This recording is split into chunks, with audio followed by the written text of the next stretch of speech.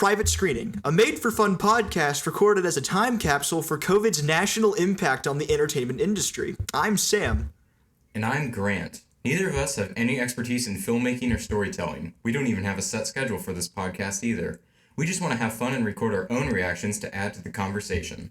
Everyone has their own experience when it comes to COVID and its impact on their movies or shows, and we're just explaining ours. So if we make any mistakes in research or editing, please try to forgive us. We wanted something to do, and we did our best.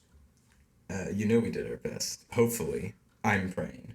You're praying? We might be praying to different people, because I go to the Great Turkey. Okay. Yeah. Not to imply that mine is better than yours. But yeah, welcome. Hello. Or don't. The choice is yours. You can leave, honestly. I don't know. Yeah, I don't know. See if I care. Welcome back. This is episode 4. We're coming at you 3 months after part 3. So it's September now. Whole summer. A whole summer's worth of stuff. Just a bunch of junk that was... Some of it was junk. Some of it was, like, cool junk that you would find in your, like, war grandpa veteran's attic. But, like, nevertheless, it was just a bunch of stuff that was dumped on us, and we sorted through the big stuff. And we're here to talk about it. So... yes, to quote Mike from Red Letter Media, endless trash. Are you the trash man? I mean, with some of the movies I had to deal with, you might as well be. You've done all the stuff. Some of them, you just might as well commit to the title, right? Get into it. Yep. Yeah, with some of them we'll get into it, but we'll get into it. So. Yeah, this is gonna be a lot, guys. We're recording this right now, so I don't know what the runtime's gonna be, but oh boy, buckle up. Maybe get out some work if you want to like listen to something as you get it done, because I guarantee you this is gonna be the longest one. The reason being, we are going to talk about mainly how many movies? 1, 2, 3, 4, 5, 6, 7. 7! What's that, Sam? Are you, like, adding 5 onto the usual 2? No, I said 7. We're talking about 7 today. I'm not sure how long. Rapid fire. Rapid fire. Maybe not. Some of them you're going to go off on. I just know it, but... Some of them, yeah. Yeah. But... And you too. Perhaps. Maybe. We can see. We'll see. First things first. As a podcast focusing on the big picture, just COVID versus entertainment, there are a few points that we have to hit first. You private screening fans in the audience, all 0 of you, might remember, right, that in episode 1, we mentioned a bunch of theaters that were being affected by COVID in the waking months of 2021. One of those was Studio Movie Grill. If I'm remembering correctly, it mentioned that it was filing for Chapter 11 bankruptcy, and in most cases, it was closing its doors. Fast forward to today, Studio Movie Grill is happy to announce that it is reopening almost completely. The big goal here that we're aiming for is a complete reopening of all theaters in the area for fall of 2021. So basically now, that's coming up fast. Obviously, just looking down the link that I'll provide in the description, we just have a lot of COVID precautions as per usual, cleaning high-touch surfaces in accordance with CDC guidelines as they are updated, and then just limiting touch and seats and all of that cool stuff. So I thought that was an interesting jumping off point, because it is cool to see a full circle development with a certain theater in regards to how it's interacting with COVID developments. So it's nice to see that kind of rebound. Yeah. It's also kind of interesting because it also plays parallel to like COVID guidelines in general, because now that we have more of the vaccine rolling out, there's stuff like you don't need a mask, but it's heavily encouraged. But now it's like interesting because there's also the Delta variant, but we talk about film, not biology, so let's focus on the movies. Mm-hmm. How many... That actually makes me curious. Have you seen any, like, masks are required versus masks are your option with theaters? Like, have you had any experience with that? From where I'm at right now, like, I've only been to one theater, but what I've seen, it's basically just been, if you're vaccinated, like, you don't need it, but if you haven't had it, highly recommended. Yep. So with that theater, it has kind of more of the original, like, rollback, but I'm not sure if they're gonna like update it soon or not. But I can figure that out today because I'm seeing Shang-Chi. And the Sonic the Hedgehog rings, of course. Yes. Yep. All 10 of them. All 10 of them in the entire franchise. There's no more. They only programmed 10. They ran out of the budget, so they couldn't. You lose render all anymore. 10 of them like 50 times whenever you like stub your toe. Yeah, exactly. It's just like Sonic. Like he gets hit once, he like throws 4 like into the other room. Ah, dang. I hate how many rings you lose just by getting one hit in Sonic. But that's unrelated. For those of you who don't know about Studio Movie Grill, they're based both in Texas and I believe Georgia, if I'm correct. So the 2 months are fall and winter of, well, the 2 seasons are fall and winter of 2021. So that's kind of the target for Studio Movie Grill at this point in time. So time will tell if this eventually works and follows through with what they're going for. But for now, I wanted to bring that up because it seemed cool. Yes. In other news that I just wanted to kind of briefly talk about because it's a leeway to what we're going to do. As we said, 3 months equates to summer when it's hot. A whole arsenal of movies came out both on streaming services and in theaters. How much did they gross in terms of box office versus, subscriber counts and viewership to streaming services? I'm glad you asked. Let me tell you. In terms of the box office, right? Domestically, our top 3, if you're curious, are Black Widow, Fast and Furious 9, and then Quiet Place Part 2. And that doesn't makes sense. Yeah, that doesn't sound surprising at all. Domestically, Black Widow grossed in total $182 million, plus a few other figures. Plus Disney Plus with their whole $30 Premier deal, access still. And then Fast and Furious 9, $172 million, and then finally Quiet Place Part 2, $160 million. So, in many cases, Summer. I was thinking of Spiral, aka Saw 11? Anyway, so in many regards, theater-wise, summer was a pretty good month for most blockbusters. Just going down the list here on Box Office Mojo, it was notably a lot more than most spring releases, definitely a lot more than most winter releases. Just comparing Tom and Jerry, the movie, to our top 3 today is kind of a joke. What does that make, like 20,000? Let's see, hold on. Domestically, Tom and Jerry, where were you? Less than Kong versus Godzilla, so I gotta scroll down. That's like, Kong vs. Godzilla only got like 18 million. Domestically, it got like 400 million something worldwide, I think. I'm not shocked by that, but... Tom and Jerry got 46 million domestically. Ooh. Take that. But you didn't get it from me, because I didn't pay for it. I was on HBO Max. So you paid for it? No, I didn't. What? It was just on the service. Are you telling me there's no premiere access on HBO Max? No, there isn't. Oh, you don't have to pay goodness. money for it. That's silly. Why would you have to pay money to see a movie? Except Disney Plus. But anyway. So with this, I think it's safe to say that summer was comparatively pretty good for blockbusters in theaters. Say so. I would say so, for the most part, because I think, again, with COVID blessing, I think more and more people are starting to, like, actually go out.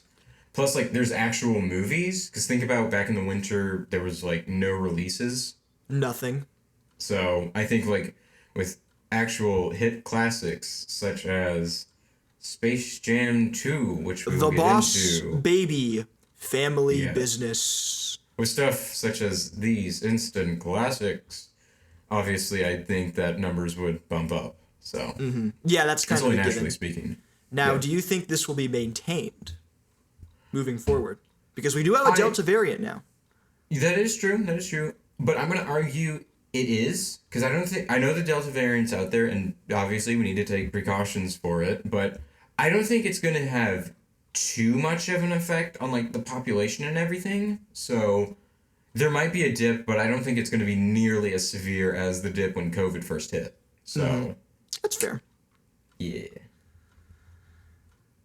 Yeah, I'm in the same ballpark as you. I'm hoping this can be maintained because it's kind of it's nice to see stuff like this happen. Even if just scrolling down, most of these I either didn't see or didn't really like, but nevertheless, it's reassuring. Mm-hmm. I Beyond would say that, so. just some specific streaming services and their figures, just to kind of counter the theaters over the summer. Starting with HBO Max. Grant, do you still have HBO Max? No, unfortunately, Okay. I have. Well, okay, I did the soul for soul thing Thanos did. See, now Ah, the meta is that I no longer have HBO Max, but now I have Amazon Prime streaming, so I can watch Invincible. is Invincible good? You like that? You I said good liked things it. about it over text, right? Yeah, I'd say like if I had to rate it, I'd give it like a 9 out of 10. I think it's Uh-huh. very creative. The way it handles its material is actually Better than like Snyder? yeah, definitely like in a way it's interesting because it's like an original superhero take. Like it's not Marvel, it's not DC, and like just like the story basically is like just imagine a Spider-Man story, but the main character is like Superman basically. But like there's actual like twists and turns and like there's an interesting kind of a murder mystery kind of a plot going on with it. Yeah. Of course the problem is that like the ending already got spoiled because everyone The made memes memes out kind of of it. gave it away, yeah. Yeah. But like even like knowing that information, it still was very, very enjoyable to watch knowing that perspective. Yep. So All right. that's just saying good things for the show. Hey, if you know You're what welcome. happens and it's still cool and engaging and unexpected, then that's great. Yeah, because that's the thing. Like, I only really knew like 10 minutes of the last episode, but like, I didn't know pretty much anything else. So it was kind of nice getting both of those things going at the same time. Yep. Yeah. All right. Well, So, going back to HBO Max over the summer, or at least for the second quarter. So second quarter is 12 months. So the second quarter would be April through June specifically. The performance, and they haven't released the one for quarter three yet, but got it. we got a boost. HBO Max did get a boost. 2.8 million more subscribers in the second quarter. So that's great. Their total profits, wait, no, excuse me, their total subscriber count is now up to 47 million, which is Nice. extra epic if you ask me. Uh-huh. Grant got Amazon Prime. I was roped into a Disney Plus account, which I have now. So I And guess I can that's. finally watch Bambi 2. Finally. I actually have Bambi 2 on DVD. Oh. That was in my attic for a long time, and I found it. But now I can watch it without the disc scratching, so that's extra epic. Finally. Bambi, and I can watch Bambi live action when it comes out. Yes. Dies. When they show the trailer, the movie's gonna be real. Real. In Can't wait. 3D. And you have to put on the glasses. I'm gonna. It's like I'm gonna- it's the old glasses, not like the new ones. Like it's red and blue Oh my god! You get to watch his mom die in 4K. in real time. I don't want to. That genuinely makes me sad. Actually, Do I it. don't want to think about it. No, Do it. I will Do not it. see the live action Bambi. Well, I will. No, Maybe. you won't. I won't let you. I probably will have too much scheduling with college. So honestly, I still won't let you. what are you gonna do to stop me about it then? Hmm? I'll tell you what I'm gonna do to stop you, Grant. That's all I got. That's what I'm gonna do. Anyways, time for talking about streaming services over. Okay, Time fine. to talk about Okay, movies. Disney Plus, 2 billion total revenue after their first quarterly period. It was reported. So they're sitting fine. That money they're raking in is working, I guess, with Yeah, the it's not going Premier anywhere. Access, which I hate. Yeah, Disney Plus is not going anywhere. And judging by the lineup they have, like they just released Doug Days 2, like they're not going anywhere. So Yeah, they're they're just sitting there. performing well. Yeah. I don't know how to feel about it. I don't. I definitely don't approve of Disney, but it's kind of cool that you have a streaming service now. If you're into that. Yeah. But yeah. And just the last one, looking down this list, it's not as big, but Paramount Not the Oh, streaming yeah. service, not Paramount Not Paramount Plus. Plus. No. Just Paramount in general. Yeah. I think Paramount's kind of an interesting placeholder at this point in time with the streaming service versus theater discussion because they're kind of right smack dab in the middle. On one hand, they have still improved their revenue by 25% more this summer. So during the 2020 quarter, they did get up to 997 million. Regardless, 1 million of that revenue was categorized as licensing and other Right. theaters, but Yeah. licensing revenue increased by 55%, so they're doing really good. On the other hand, the direct counter to this argument is just that they've also delayed Top Gun 2. Yeah. And like the new mission, wasn't there like a new Mission Impossible that they delayed? Really? Or something? Well, okay, yeah. Like I just know they had like a bunch of like big blockbusters, but they all got delayed. Oh, wow. So, like- all from Paramount. Yeah, they said like the last Paramount movie of 2021 was the Paw Patrol movie. Paramount's Paw Patrol? I think they do. Interesting. Like they, That definitely came out. Yeah. So. The more you know. the I more guess, you know, yeah. the more you know. So I guess it's kind of interesting, even though they are doing pretty good, and I can only assume that their streaming service is doing okay since it's still around. Yeah. Yeah, despite all of that, they're still going with that, which is interesting because on the other end of the spectrum, you have both No Time to Die and Dune moving forward with their October release. Yeah. So I'm interested in seeing how that works out. I'm not really sure what that's about. I know what it's about. It's because of the Delta concerns, I'm guessing. But at Right. the same time, I'm not completely sure why it's not unanimous. It's interesting that like only Paramount would be the one to do it. That's true. That's true.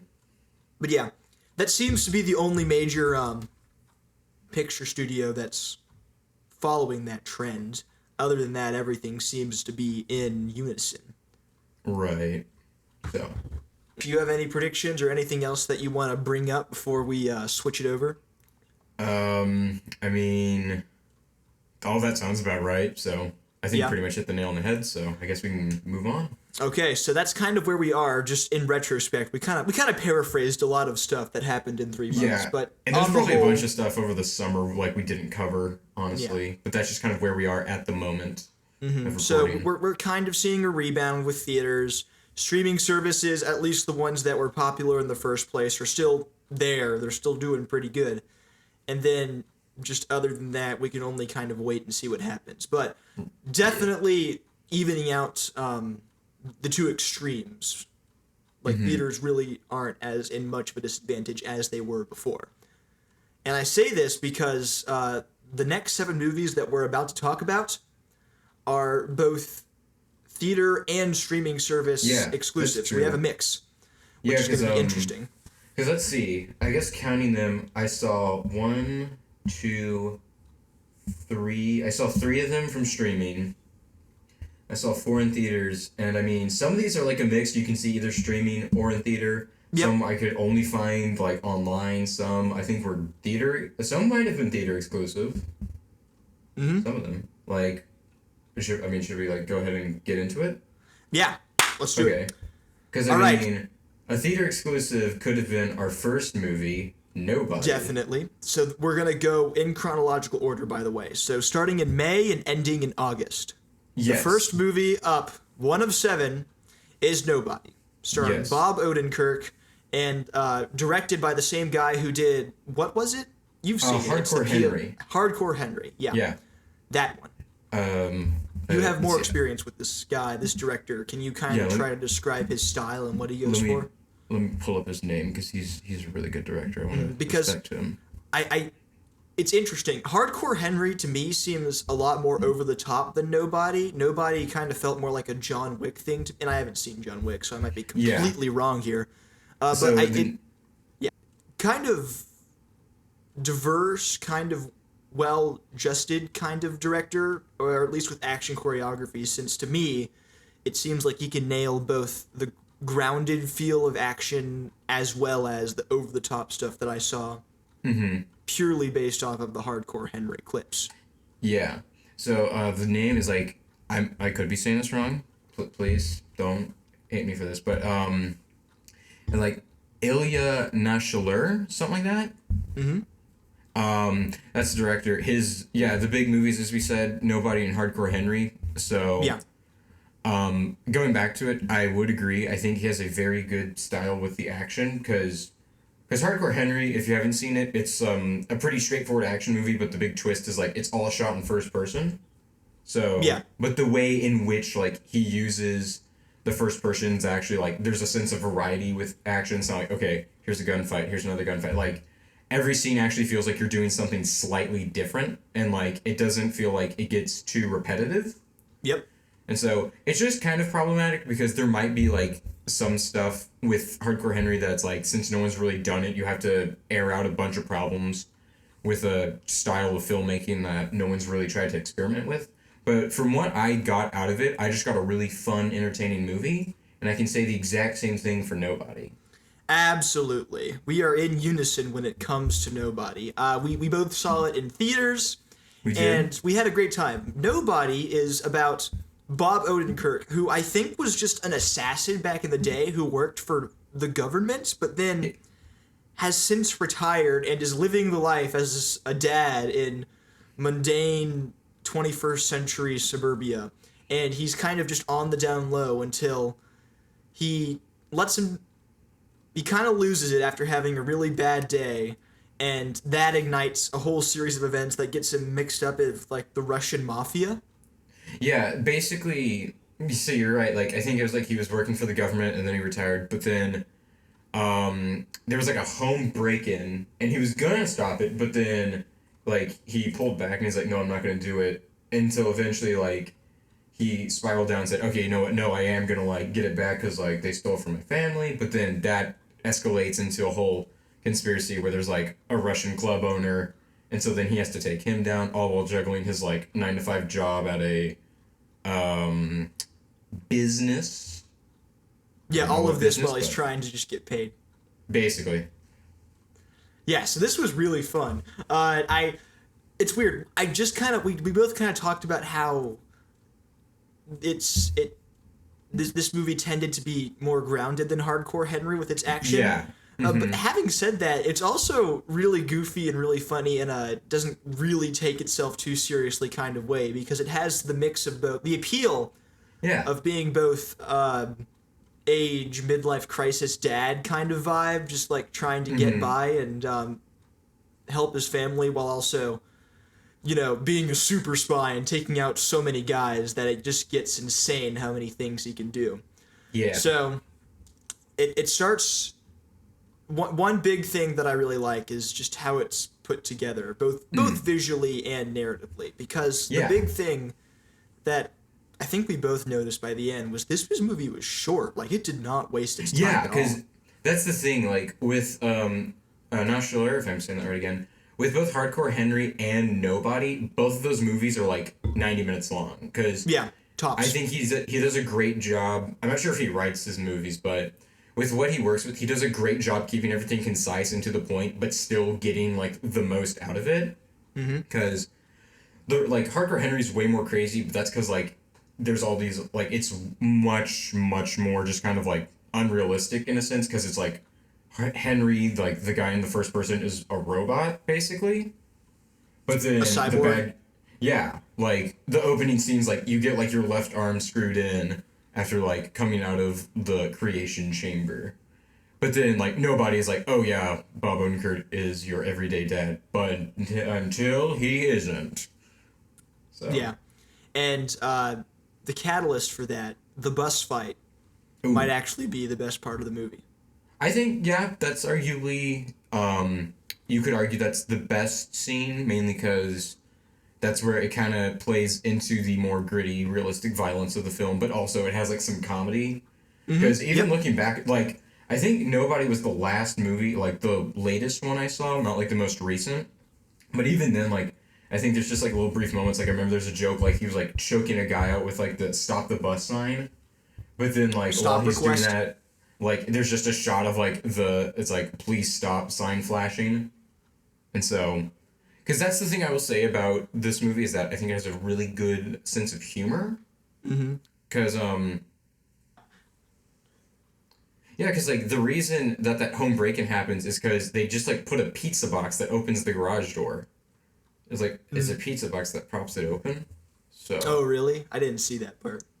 I got well, it I late. did. So that's why I'm Yeah. just saying it right now. So Yeah, and like what the running joke is just that Bob Odenkirk just completely played straight in like his lowest rapsy voice possible will just go on this monologue about his traumatic backstory, and then just by the time he's done, whoever he's talking to, since they're either crushed by a car or pinned to a chair or whatever, will just be dead by the time he's done talking yeah. because he went for too long, and Mm-hmm. that's really funny. Mm-hmm. But yeah, it's also nice because like I think Bob Odenkirk's character like he at least had like a reason to like care for him.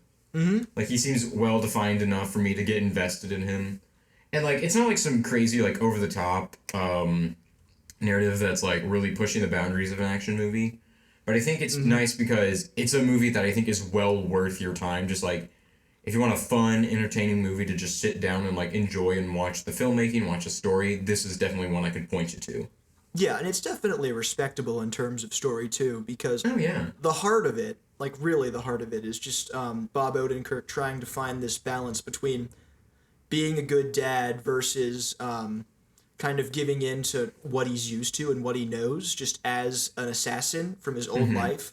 And to the movie's credit, those two kind of extremes do converge when things get crazy. Like those bad guys come for his family and it gets serious. Yeah. So I respect the movie for kind of emphasizing stakes in the form of like responsibility as either a Mm-hmm. dad or completing the mission. Mm-hmm. I thought that was very well done. Yeah. Christopher Lloyd, Doc Brown from Back to the Future returns as another dad, as kind of the antithesis to who he is. And he's a Mm-hmm. really fun character, so that's fun to see. What else? The action is in this Yeah, the movie. action's Like getting every really single good. fight scene is extremely well done to me. So we've already mentioned the bus fight. Mm-hmm. It's constrained to a bus. There are no exterior shots until Bob Odenkirk is thrown out the window. Yeah. So it feels very cramped. It feels very well done. Good cinematography. Same thing is true with the house. The house is probably more. The house fight is more rampant because you have all of these guys with guns just kind of trying to find Bob Odenkirk and he's taking them out like he's Kevin McAllister. Uh-huh. And that's another thing that I'll say too. Like this movie doesn't really chicken out. Bob Odenkirk takes some hits, Yeah, he does. which 'Cause is I think respectable too. that's always a good thing because with movies today, like it always feels like your protagonist has too much plot armor. So I feel like having a more human protagonist, literally, is just kind of a better direction for this type of a film. I agree. So And also to the movie's credit, by again spoiler, but by the end of things, again, no plot armor. They still have to move houses because of all the stuff that's gone down. So yeah, it's true. whoever wrote this, if it's the director or not, understands that the entire way the movie played out comes with There's some this thing called like consequences. consequences. Because He has to live with them and adjust. The rest of his family leaves, so Christopher Yeah. Lloyd and the other guy, he moves houses, and with it comes the hope that they can start fresh. And we can only Then- see. and then they get the phone call and they can't start fresh. So Yep. but yeah, like it has a good sense of like consequences and everything pays While also off in the being end. silly. Yeah. Yeah, it's not like there's another movie where we're gonna have an issue with that. So Absolutely. I already know what you're talking about. I don't have to guess. So you've seen it. Maybe. You've seen all the John Wick movies, right? yes, I've seen 1, 2, and 3. Okay, so what's the connection between John Wick and Nobody? Was it the guy who choreographed the action, or was it someone else? I think it's just that's like John Wick. Like nobody's very comparable to John Wick because both essentially have a very very similar premise with like the whole like retired hitman comes out of retirement and like is basically a one-man killing machine. Yeah. It is a little bit different though, because like I would say John Wick is a far more like threatening individual than Bob Odenkirk's character, because like John Wick is just doing all the stuff, like he's planning, he's taking out an entire nightclub on his own. But like, because with Bob Odenkirk's character, I wouldn't necessarily say he's going like out of his way to hunt down the Russians, like it was just kind of a whole like, oh, it just keeps like slipping and slipping, and I have to basically. It was do one most of outburst it. that he had Yeah. that he then has to take care of. Yeah, exactly. It's like, okay, I Clean gotta up clean after up the whole himself. mess. But then, like, in John Wick, that's so crazy because, like, they kill his dog and steal his car, so then that leads him down the whole, like, rampage against killing everyone. Retribution. Yep. Right. Plus, I would say, arguably, the biggest difference between those movies would be John Wick is way more kind of, like, focused and, like, it's more focused on world building because they want to make a whole franchise out of it. So with those movies, you get all this crazy stuff like, oh, there's the organization. Oh, we have our own currency. Oh, we have these like contracts where if you kill someone for somebody, then you have to pay them back. And like they're more focused on like future installments and expanding upon the world versus Nobody's being more of a like, oh, it's just kind of a one and done kind of a deal, but we're going to have a lot more fun with it. Because I would say Nobody's a far more comedic experience than John Wick. Yeah. That makes sense. I haven't seen it, but that sounds about right. Yes. I should probably revisit those movies, honestly, because it's been a hot while since I've seen any of the John Wicks. So. Respectable. But I mean, for what I got out of them, they were really good, so. Yeah, for the time being, I gotta say, Nobody, great movie. Nobody? I'd give it like a 4 out of 5. So. I love me a good, small scale, paced extremely well, doesn't trip over itself action movie. Yeah. Like, they actually think it out, and they want to have a good time with it, and they did. Yep. Doesn't I mean, drag. it's not like Never Good told Time me. by the Safdie brothers, a fairly fine crime thriller, but let's not get ahead of ourselves. Yeah, it's all good. You give it a 4 out of 5? Yeah, I'd give it a 4 out of 5. All right, yeah. I'd give it an 8 out of 10. So it's a great time. Definitely recommend it. Good time. Okay. So I'll let you introduce this next one, because I think this one's kind of more of your alley. So. Okay. Well, following May, Nobody was released early spring, I believe. If not March, then May. Yeah, it's like somewhere in that time frame. Yeah. What happened definitely in May, I believe. Actually, I'm going to fact check myself on that quickly. I think it was very early May. It was. I believe so. Very early, yeah, May 28th. Very early May, what we got was a sequel. Not an original project like Nobody was. This was a long-awaited thing to a hit original that... A follow-up. A follow-up that some people were waiting for, some people weren't, called A Quiet Place 2. So this is an interesting one. Part 2, excuse me. A Quiet Place Part 2. Roman numerals, that is. John Krasinski actually, I think how this went down, this came out in May of 2020. I think production wrapped, if not early 2020, then late 2019. And then something, it premiered once in New York City before COVID maybe, or maybe during the early stages of COVID, and then it just, in May, saw the light of day with a wide release. Yeah, because I think... The thing with Quiet Place 2 was, I think it was in that, like, one, like, selection of movies that, like, got hit right when COVID was starting. Yeah, just right in the stomach. I think, yeah, like, I would say it was probably got one of, like, the worst effects to COVID, so I feel like the whole, like, pulling it back and then re-releasing it. So... Yeah, that makes sense. Which is, I think, justifiable, because I think from a business standpoint, you wouldn't want to pit your movie against a literal global pandemic, so... Yep, that's fair. Yeah. So, to get this started, the film. I have not seen the first Quiet Place, and I personally do not care for spoil. There's going to be spoilers, by the way. Yeah, the whole... spoilers for every movie. Yeah, every movie that we'll have, and we'll list them, like, we will spoilers for all 7. Even though that's kind of already the case with Nobody, in a sense. But still... I put a notification up there, don't worry. I went forward in time and did it. Yeah,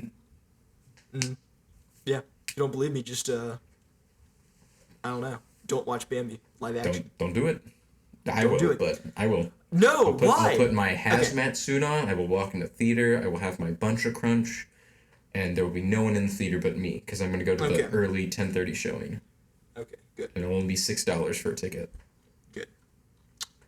Okay, we're off topic. Yeah. Quiet Place 2, second one, go. You've seen A Quiet Place 1, part 1. I have So not.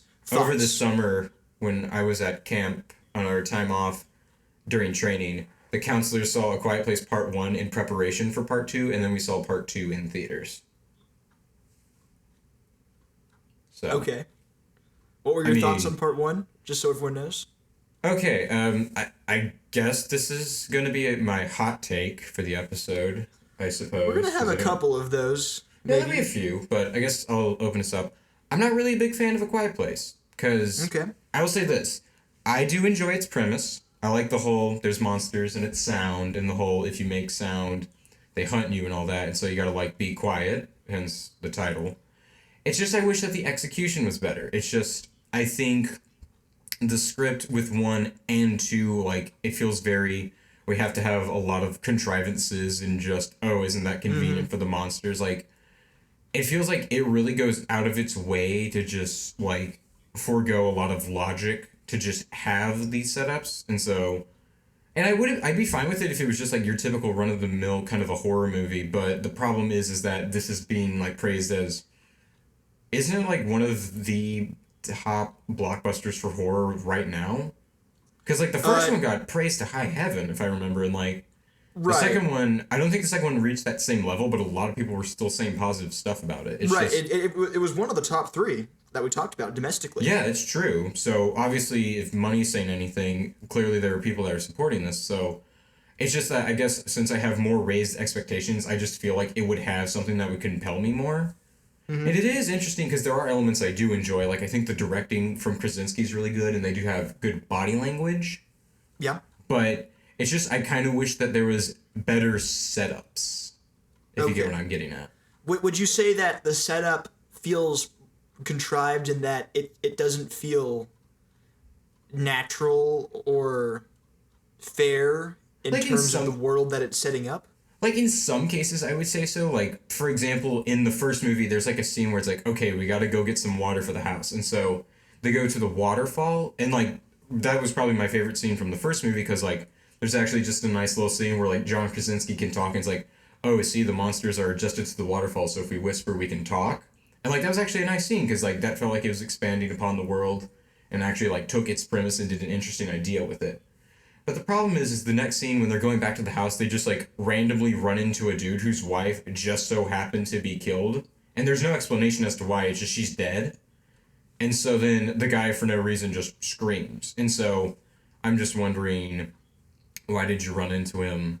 I'm just no. No idea. It's Why just don't like they just go live by the waterfall or by the Hoover Dam just yeah, forever? that's what I'm saying. Like you would feel like it just feels like if you're not like trying to pick apart the whole thing, it could be a far more enjoyable experience. Mm-hmm.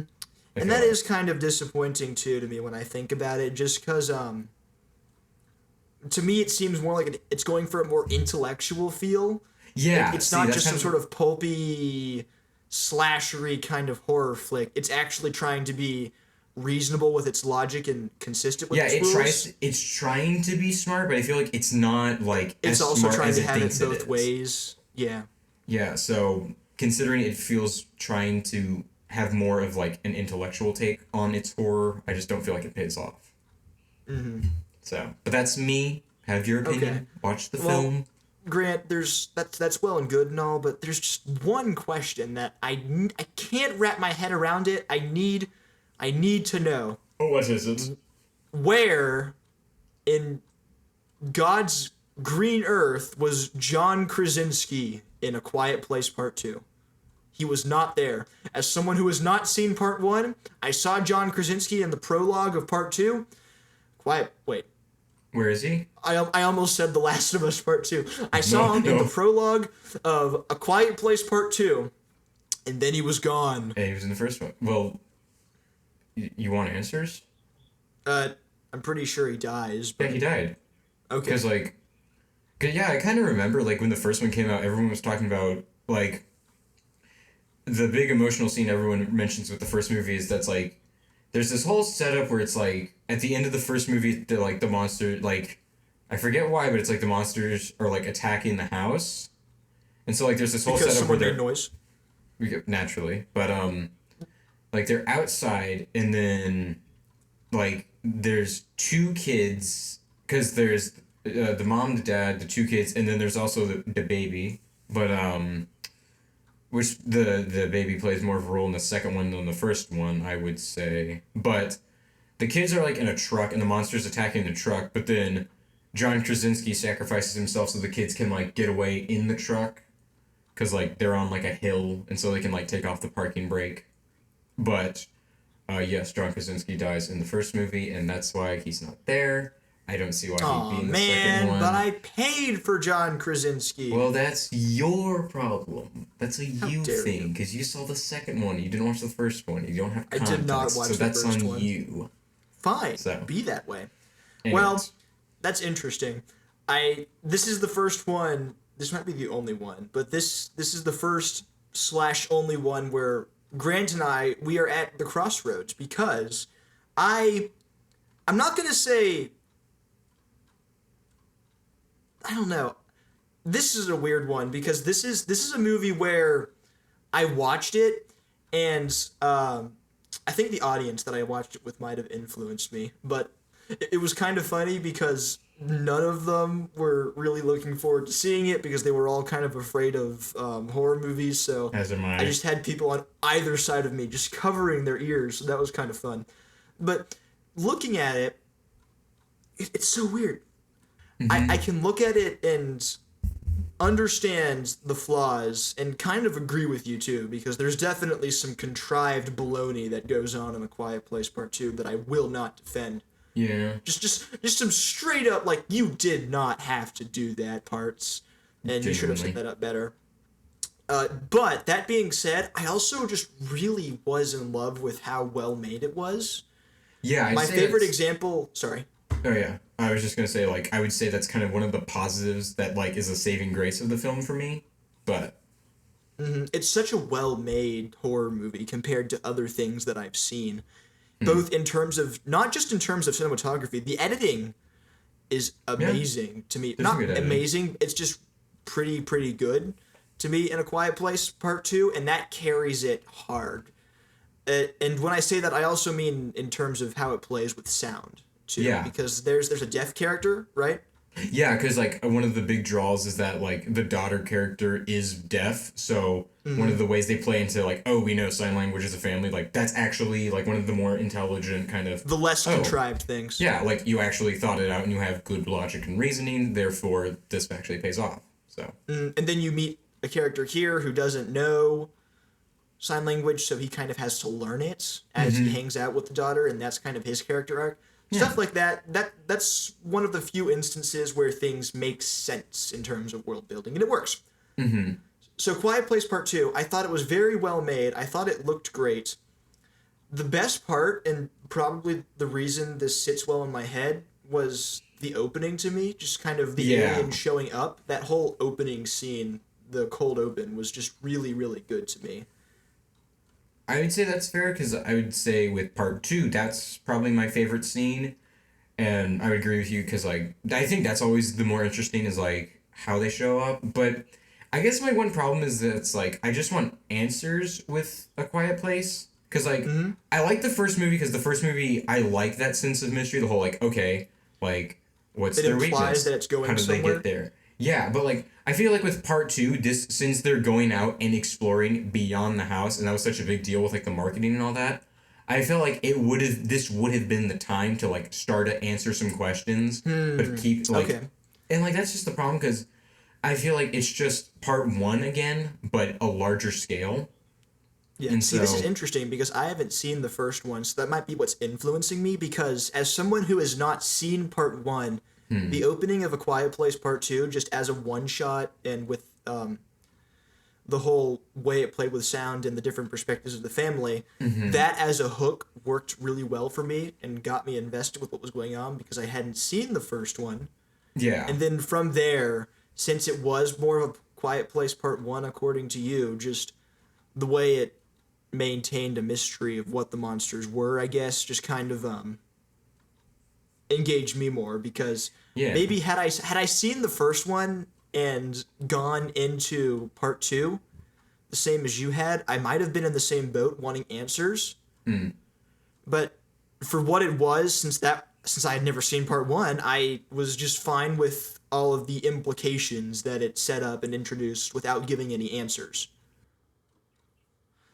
And to be fair, they show the monsters. Like I'm guessing part one didn't show the monsters that much until the end. Yeah, Part two, like you see a lot of them. like I think that's kind of one of the better elements with one is that they are very like scarce on showing you a monster until like the climax when it's like they're at the farm and like you get like more like visceral shots of like all the details to their models. So but I'd say like for me, part of it's just like I'm not a big horror guy, kind of a guy, so that might be part of my influence. But I will say, I guess going back to part two, probably my biggest problem with part two would be like the third act, because Yeah. I really feel like yeah. there wasn't a third act, honestly. There really, it kind of just came and went. It Like does. the Yeah. major goal of A Quiet Place Part 2 is to find this Yeah, safe it's haven of people who survived like on an island that may or may not exist. Right. And so that's kind of the whole draw of the thing. But That's once, like one of the arcs. yeah, that's kind of where they want to go. But once they actually make it, once the daughter, Yeah, the daughter and then the new the guy. character show up. yeah, once they make it to the island, theoretically it should be kind of this big moment, this kind of just Yeah, like, it audience should felt be, like, a validation big- and just Yeah, big like relief. big moment, but it really isn't. Like it's It's like three okay. scenes tops establishing this safe haven that you just saw Mm-hmm. with these new characters, and then the monsters show up. Yeah, it's only yeah, it's weird because like with part two they introduced that idea of like oh they can't swim, but then it gets worse because it's like oh one's stowed away on the boat, and so it's like okay well, there goes everything. So and that kind of plays back into the whole like okay contrivances, like I just wish that was tighter than it could have been. As such a as such a narrative focal point of the Yeah. entire movie, the safe haven as kind of a place Mm-hmm. really isn't in that too much, and it doesn't have as big an impact as you would think based on the way they talk about it. Just maybe it exists, maybe we have to go there. Oh, it exists, we have to go there. The audience is engaged. They want to see what happens next, and then it's just like, okay, we're here, Yeah. and then the monsters come. Yeah, I would, but I think probably my the biggest problem I have with the third act is actually the ending because I mean I'm gonna spoil part one as well. So, Cool. like I genuinely feel like A Quiet Place Part One and Part Two have like identical endings. So, because you remember in Part Two, so the ending with the daughter is like okay she's at the radio station and then the monster's coming, but then She turns it on. yeah she turns up the radio and then the because like in Part One, but that's the thing okay. And then she turns up the radio and kills the monster, right? Yeah. The thing is, that's exactly what happens at the end of part one. Like, the climax is like, okay, they're in the basement of the house and a monster's attacking. But then, like, the daughter realizes, like, oh, if I just turn up my hearing aid really loud and shoot him in the head, then I kill them. Well, yeah, that's what they did in this movie. So, yeah, it's just, like, I genuinely felt like when I was watching that in the theater, it's like, okay, so it's the exact same ending. And so I really feel like it just retreaded a lot of the original, and that's just not really worth it, in my opinion. Yeah, and again, I haven't seen the first one, so I might just Yeah. be rubbed a different way with this. So- My biggest problem with the third act was that there was like this one guy that was kind of established as the unofficial head honcho of the safe haven, and he had like a son, and like they just crammed all of this stuff into the movie about him, and then when he helped draw that one monster away from the camp, he just dies. Yeah. I don't know why they spent all that time doing that if he's just not gonna matter 5 Yeah. minutes later. And there's also So that was like, weird. Yeah, there's also the side plots with the mom and the son too, where they have to take care of the baby in the new safe house that they have. Yeah, But- see, I thought that part was better. I thought that was claustrophobic, and it kind of played with the setting that it set up, unlike the plot line with the random guy and the deaf daughter who kind of just go on a quest. yeah. By That's a bit better contrast, setting. by contrast, the whole thing with the son, Emily Blunt is the mom, and the baby kind of trying to survive this just, I think, wrecked dam, this hydraulic plant, Basically. kind of trying to make a home out of that while also being quiet and surviving.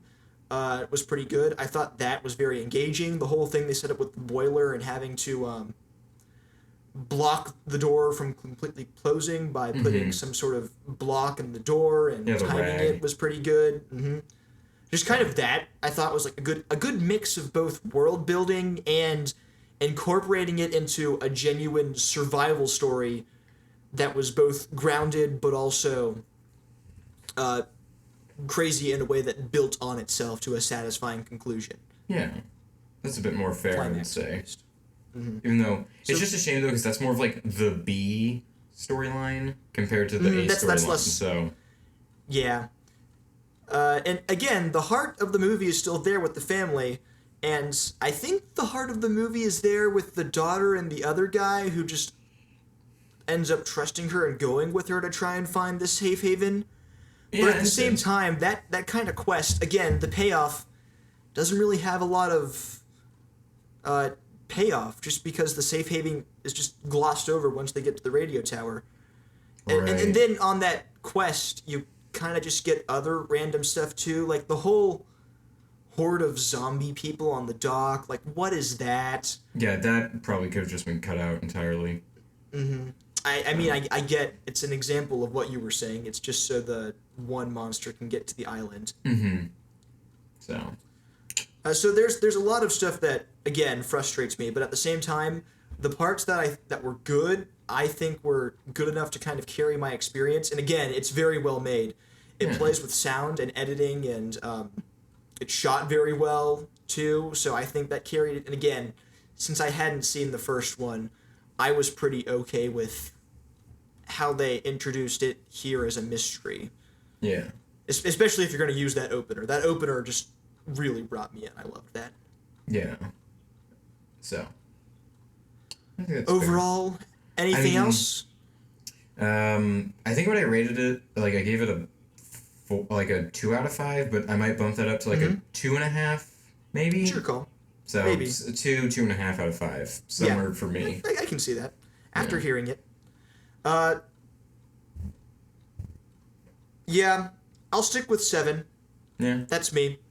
fair enough. Again, it's a bunch of building blocks that I don't think were as well assembled as they could be, but still done pretty well for what it was. Yeah. And I don't really have that much of an interest, a vest in part 1, but if I'm bored someday, maybe. Kind of says something if you don't want to see the first one. Yeah. I mean, if John Krasinski is in it, then maybe. So. He is a pretty good dad. Speaking of dads, next movie. All right, 2 out of 7. So, we got one more May release. This one, we're breaking the mold. We're switching over to a streaming service exclusive. Grant, what is the next one? If I believe correctly, it is the animated film Mitchell's versus the Machines. Ooh. Whoa, the first of 3 that we'll be talking about today. Of 3 streaming exclusives? Animated. Masterpieces. Animated masterpieces, Grant. I guess so, yeah. I mean, there's one that's questionable, but I mean, we'll see.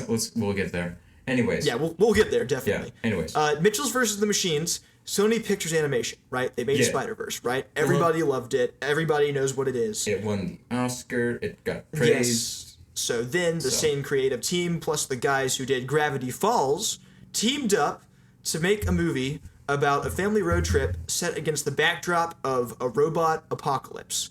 And it was originally going to be called Connected. I think we all know what the original trailers looked like. But before that could be released, COVID happened, and so then it became a Netflix exclusive. Then they changed the name from Connected to The Mitchells versus the Machines, and then it came out, and then I saw it, and then it became my favorite of the movies that we're talking about today. Okay. Interesting take. I would say that I'm also very positive towards the movie from what I got out of it. I just remember because, like, I watched that very impromptu because, like, I just finished my last exam in the spring, and then, like, I had, like, way much more time on my hands than I was anticipating, so, like, okay, I can just knock out a movie I have. Kind of bored. Yeah. I just sat through this one, so. But I enjoyed it. I had a lot of good stuff. I think much Yeah, more sweet. positive, so. And in a world of negatives, especially with the stuff coming up, we Yeah, could use the some next movie positives. we're going to get to, but let's not wait, so. The next what? The next two? Ugh. But yeah. For me, the next one. The next one specifically. Yeah, for me, that's when I'm going to get my angriest. All right. So, Drink some get water ready. for your throat. You're Make gonna sure to lose your hydrate. voice. Yeah. Hydrate, dihydrate. But yeah. The first thing that I guess we can say about Mitchell's versus the Machines, to start, very, very good. Yeah. I have basically almost no complaints with it. We'll see if I can think of some once we get into it. For now, the visuals. Yeah, The I team- think with the animation, I think we can start there. The team that did this, I think they were also the Spider-Verse guys. They put their heart and soul into this again, and it shows. And what's great is that it's not just more of this whole Spider-Verse comic booky kind of vibe there's with how its actually visuals are more put of together.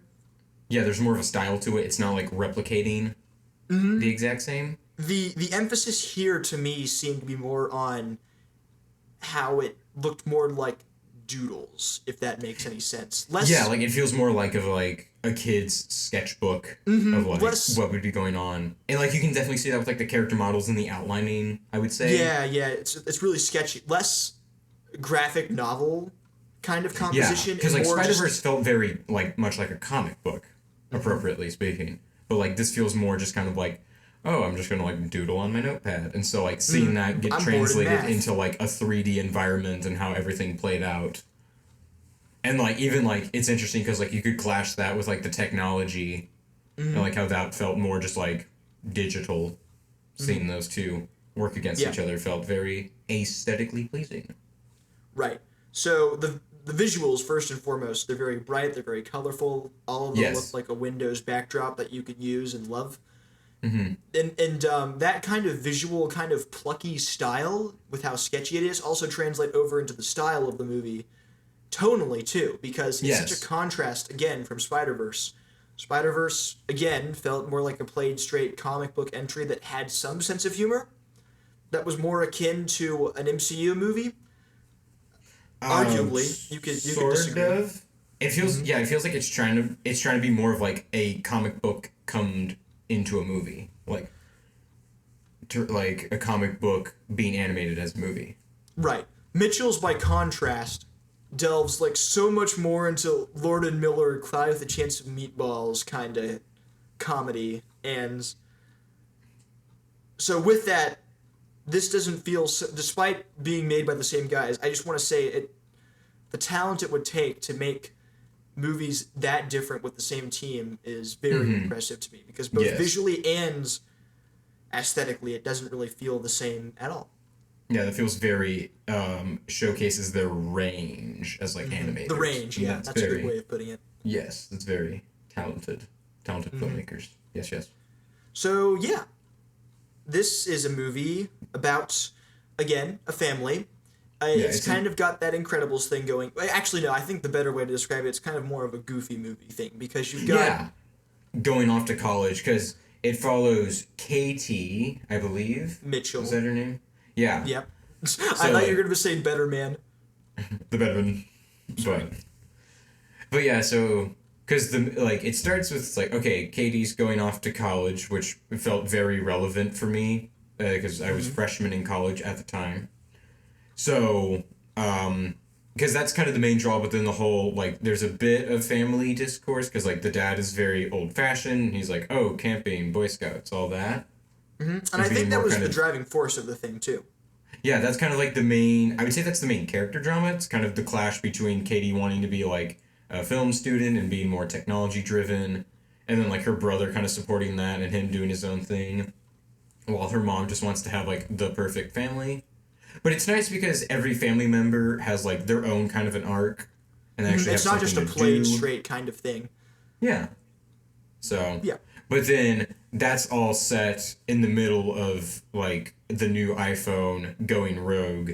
Right, And so then they it have basically to- turns into Shaun of the Dead. Yeah, they have to deal with themselves while saving the world somehow, / Yes. trying to survive. against like insurmountable odds. And that's a really fun genre combo that I think worked really, really well for this. Yeah. So to start with, I guess just going back to, the core of it again, I really like, in a movie where the daughter or the offspring, I said like an alien, kind of wants to branch out and live their own life versus the parental figure. In this case, his name is Rick Mitchell. Yes. Yeah, in this case, Rick wanting to, has his own idea of what a family should be, but also wants to bond with his daughter instead of just being a jerk about it. In terms of that, I think the movie did a stellar job just really making that dynamic and conflict between those two characters, specifically one with depth, because they're not... If you're going to do something like that, especially in a road trip or a family movie like this, you have to make both ends of the conflict a little reasonable. And Yeah. that being said, I think the movie did a really excellent job just kind of voicing both Katie and Rick's concerns with the other, while also kind of highlighting how both of them still love each other and want to respect and get to know each other. Yes. I would agree. I really love that because Rick, after, breaking Kate's computer at the beginning, tries to right that wrong by taking her on a road trip and kind of rekindling that dad-daughter relationship that they had really well when Kate was young and before she kind of became her own person and grew into who she wanted to be. Yes. That's something that's played with consistently, and by the end, both Kate and Rick kind of see the other a little bit better and respect each other more. So Rick approves of what she's doing with her whole movie career, and Kate hears her dad out more and kind of talks to him more and is more open with what she's doing. And I just really like that because maybe I've just seen too many of these types of movies, but it's so easy for either the, kid or the parent to just be this one stoic figure that you're rooting for while the other is just a nonchalant, unresponsive boulder of a person that has no depth. So it feels very tropey and played out. Yeah, I felt so on both people's sides throughout all of this. Yeah, because I think that's arguably the best strength of Mitchells versus the Machines would be like you're rooting for the Mitchells, like you actively want them to succeed. It's much like Nobody, because like you're actually rooting for and invested in these characters because they are well written. They're really well written. Yep, I had a voice crack. They're extremely well written. And I think that carries the movie so hard. Not that it needs to be carried that hard, because everything else was really good too. Yeah. The whole robot apocalypse Terminator Skynet plot line was very fun. And it was also pretty well written too for how goofy it was. It was well thought out. You have kind of the hub, the kind of Apple company building kind of in the center of it, but it's also kind of spread out with how the villain's plan is constructed. I appreciate it. It's such a little detail, but I really appreciate, and I'm doing a lot of talking, I'm sorry, but I really appreciate how despite being over the top, you can tell the writers kind of thought this out, because spoilers, the whole villain plot is that she is just so sick of the human race that she's gonna fling them out into space and just have them not be technology's problem anymore. And to do that, she's putting them all in pods. And it's great because they have like this whole flight PSA before the whole thing takes off. Jokes. That's really funny. Yeah. And it's also well thought out too, because there are other Apple, the company's not Apple, but I'm just using Apple because it's kind of a placeholder. I forgot what it's called. Commentary. They have multiple Apple buildings all over the world, so depending on how close everyone is together or how spread out they are globally, they're just being taken to different buildings to be shot off into space from different points. So it's not just one building that they're all being taken to. The humans are being corralled to different places all over the world. So it's just kind of that level of like we thought this through that I can kind of see. It's a weird example, but I thought that kind of rang true for the entire film. Mm-hmm. Yeah. So. Mm-hmm. And so you kind of have the whole plot that's kind of building off of itself and progressing. The Mitchells kind of reverting from just kind of self-centered survival to, let's actually save the world. Let's help all of these people. It was really well done. All of the cast of characters, even if they're not the main family, was really fun and entertaining to watch. So you have the pug that I love. You have the two robot guys who are defective, which I really love. And then you also have everyone else, like Mark and Pal, who, spoilers, is the villain, even though, no, it's villain. Not. Yeah. Yeah. Yeah, because I think the cast is very well rounded with the film. The cast is so fun. Yeah. So, you can't complain about that. Yeah, I don't really have a lot to say. It's just a good movie. I really love the comedy in this, and that's because the comedy is definitely on point. Yeah, I really tap into Lord and Miller's kind of sense of humor, just with how sporadic and out of nowhere it can be, and just really consistent. Yeah, films like these definitely play into that style of comedy. Right, so... which I can appreciate, so... I thought this Lego movie and Cloudy with a Chance of Meatballs were kind of the holy trinity of just the embodiment of everything that was. And to have Mitchells versus the Machines kind of embody that kind of comedy, I guess, while also envisioning it with the style, while also bringing it all the way back around with the emotion, just really came together so well in a way that you wouldn't really expect it to, given that it's such a genre blend of different things. Yes. Mm-hmm. It's a good family movie. It's a good action movie. It's a good sci-fi movie. I really don't have any complaints. Okay, fair enough. I'm kind of in the same boat. I don't have any, like, major gripes or anything. I guess the only thing I would say is that I wouldn't say this is, really pushing the boundaries. Like, that's fair. I do feel like with a kid, like, it's more of a kids-oriented movie, so it does feel like it plays into some of the tropes you would find in a kids movie, but considering how well the content of this movie is crafted, I'm able to look over these tropes, but I still think the tropes hold it back from being, like, a really special movie. That's fair. I can understand that. I think I'm not going to disagree. I would say the plot itself, yes, absolutely. It's definitely written around the fact that it is a kid's film, first and foremost. So you do have the tropes that you would see in any road trip movie. But at the same time, watching this with my family all loved it. It was so much fun watching it with my family. Yes.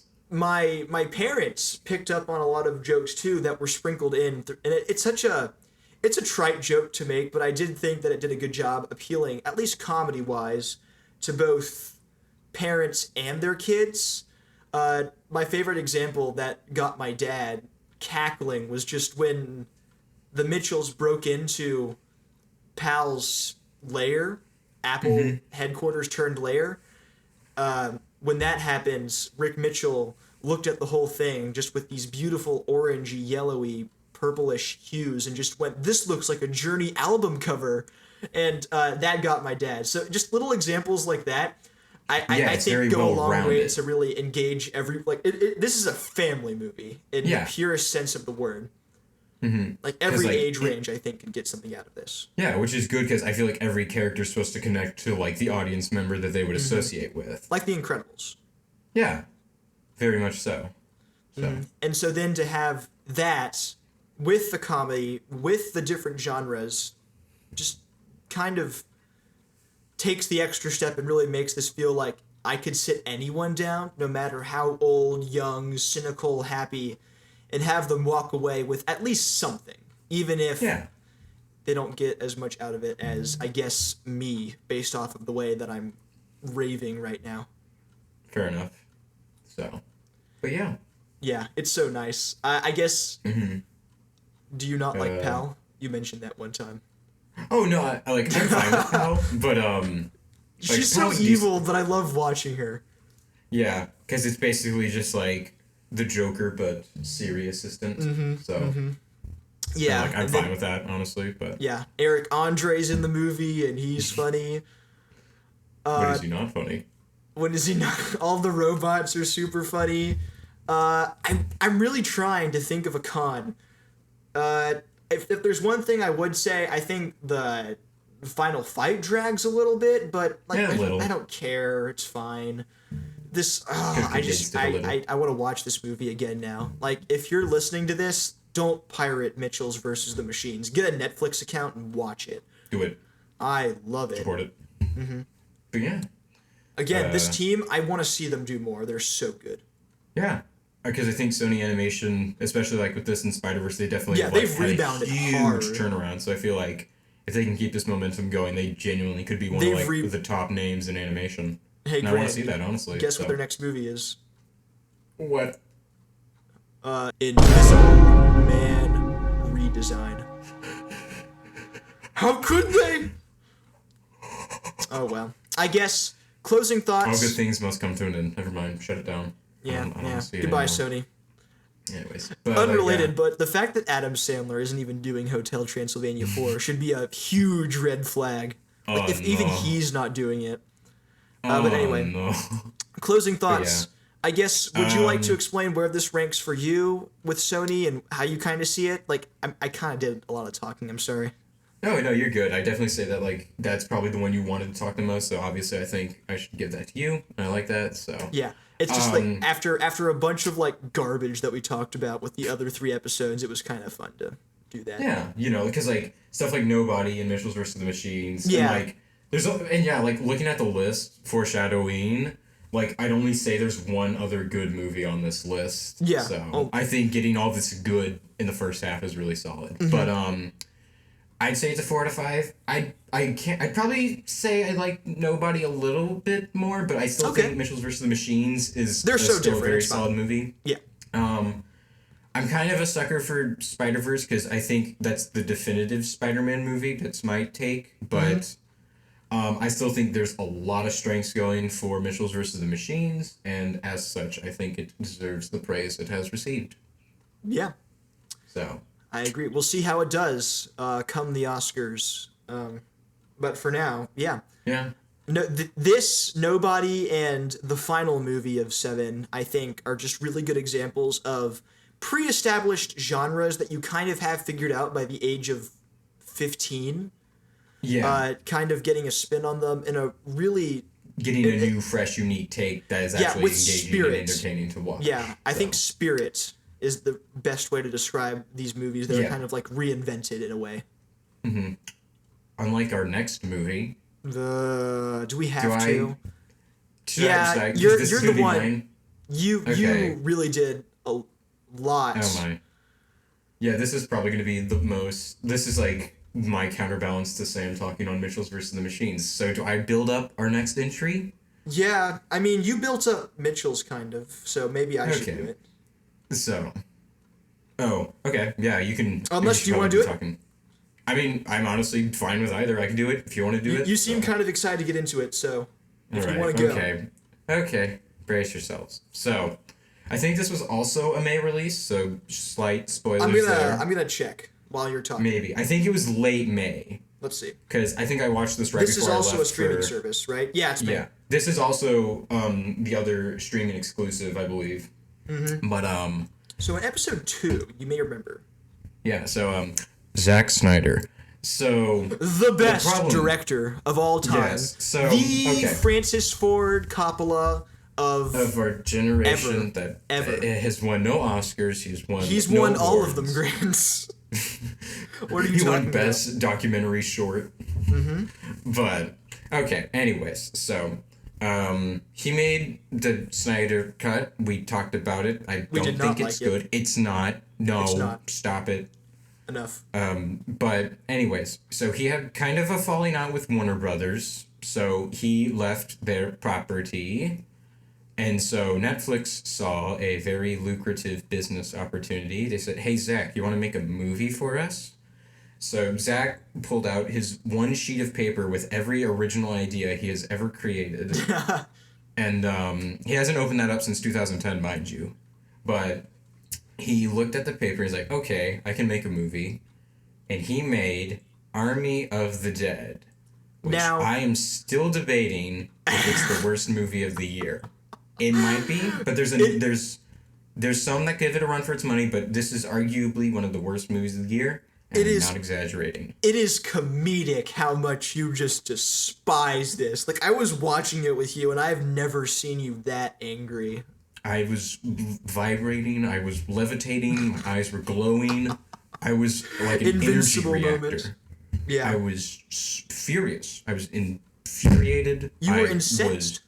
I was. So, do I dive into how this works? I guess the one question that I had before we started was Netflix always planning on making a zombie movie, or did Zach just come to them like, this is my original idea?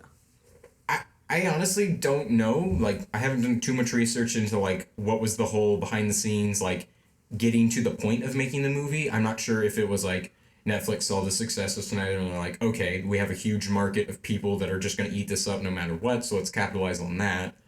Or if it was more of a Zach came to them and was like, hey, I have an idea, Netflix was interested, and so they gave it to him. I want to say it's the former, because the former feels like it, especially considering the timing, but I would need to look into that in terms of what happened before the movie was released. Mm-hmm. Okay. But do I talk about the actual film? Go off, I guess. Okay, so zombies exist, and what? So there is a military convoy that is carrying one zombie, just one, and just one. Yes, and then a man and a woman are married, and they're going to Las Vegas. But then the man, he gets this thing called roadhead, and Don't elaborate. I'm not. And this causes the entire military convoy to combust because he runs into them. They're unprotected. They do a bad job, and then the zombie breaks loose.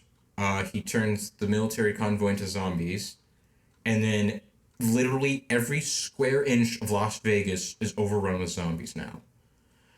But then the military is competent enough to make a fence out of shipping containers, and now all of the zombies are contained. How does the movie communicate this opening setup, Grant? Through a Frank Sinatra style rendition of Elvis Presley's Viva Las Vegas, complete with terrible action. And slow motion. Too much slow motion. But it's a Zack Snyder movie. But that's not even the plot. So no. The actual plot, now that I've had to prolong it, see, that's like commentary on Snyder style. So the exact opposite of Nobody's Person. Yes. The actual plot, let me get to it, is Dave Bautista is a former mercenary, I want to say.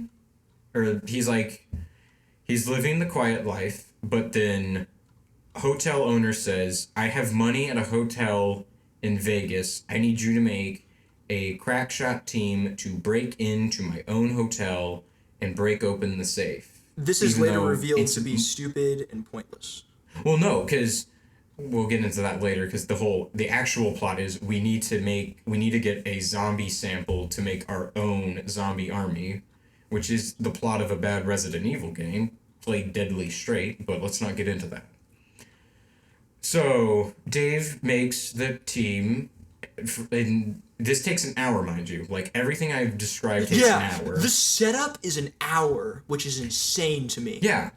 And so, it takes an hour to get the team together, and then they get into Vegas. They inevitably get to the hotel after a lot of fiddling about.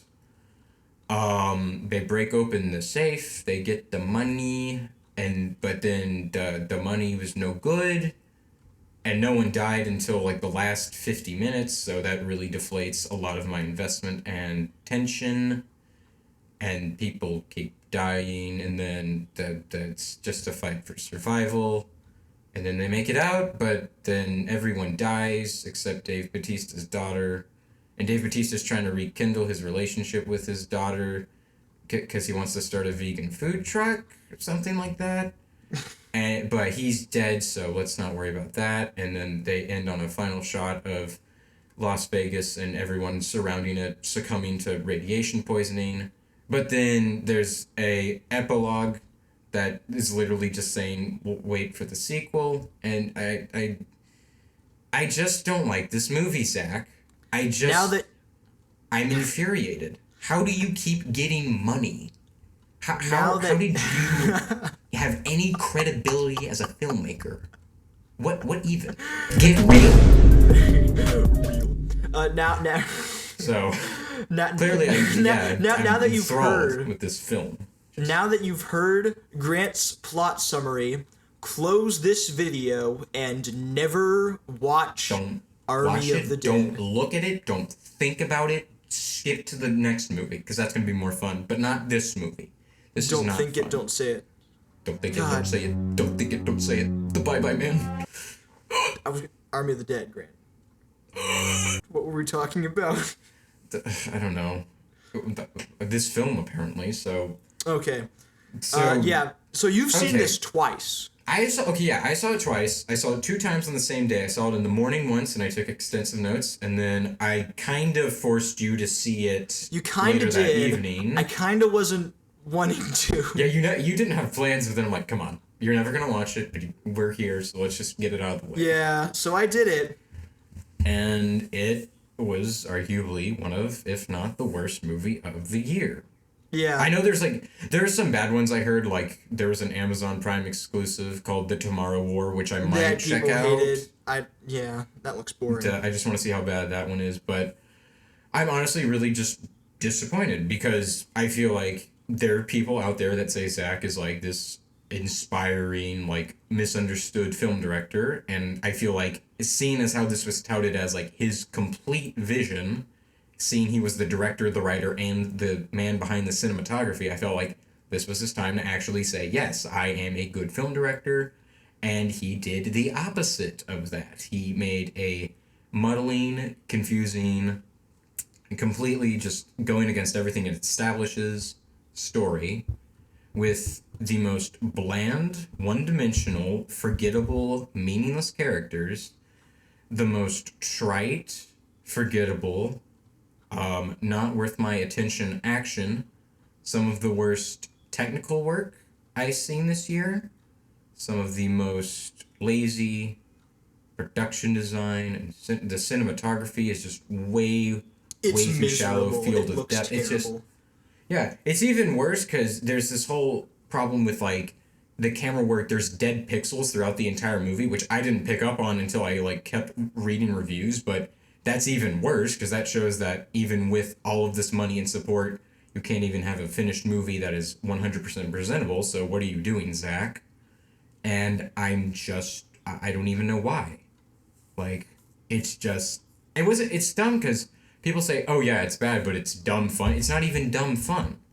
Like, it's not fun. Like, if I wanted to like turn my brain off, like, there's not even that much of a plot to follow. Like, getting to the hotel takes way too much time, and he tries to do this whole, like, more of an intellectual take because he's like, oh, it's like the zombies have a society. But then you humanize the zombies, and at this rate, I don't even know what the point is. Like, these aren't zombies. These are just more people.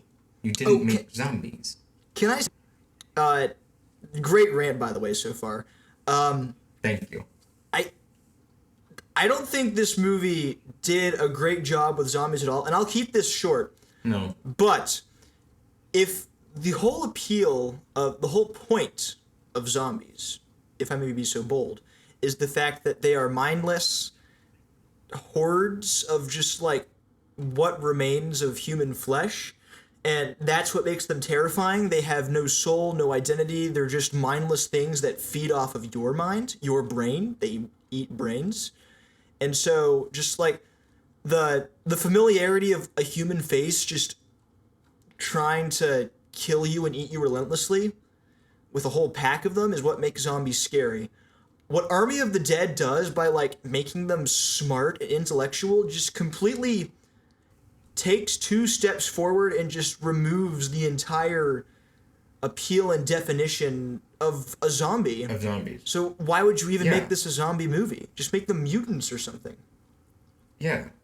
Because that's the exact point. Like, it's interesting if you had, like, a botched science experiment. Like, it's the fact that you try to play them off as zombies. Because it's bad because in the opening, there's a bunch of, like, I guess, air quotes, like, classic zombies, where they're, like, slow, like, they're just dragging, and, like, brains, and, like, all that. But the whole movie, it's, like, you're focused on these, like, insane, athletic, like, Matrix bullet dodging zombies.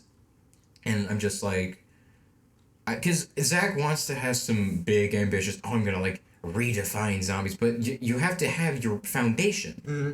You have to find a way to redefine it while still being in the same ballpark. You just moved to a different state. You're not even playing the same sport at this point. And like, if there's what are you doing, one Zach? thing this movie is very bad at, it's foundation.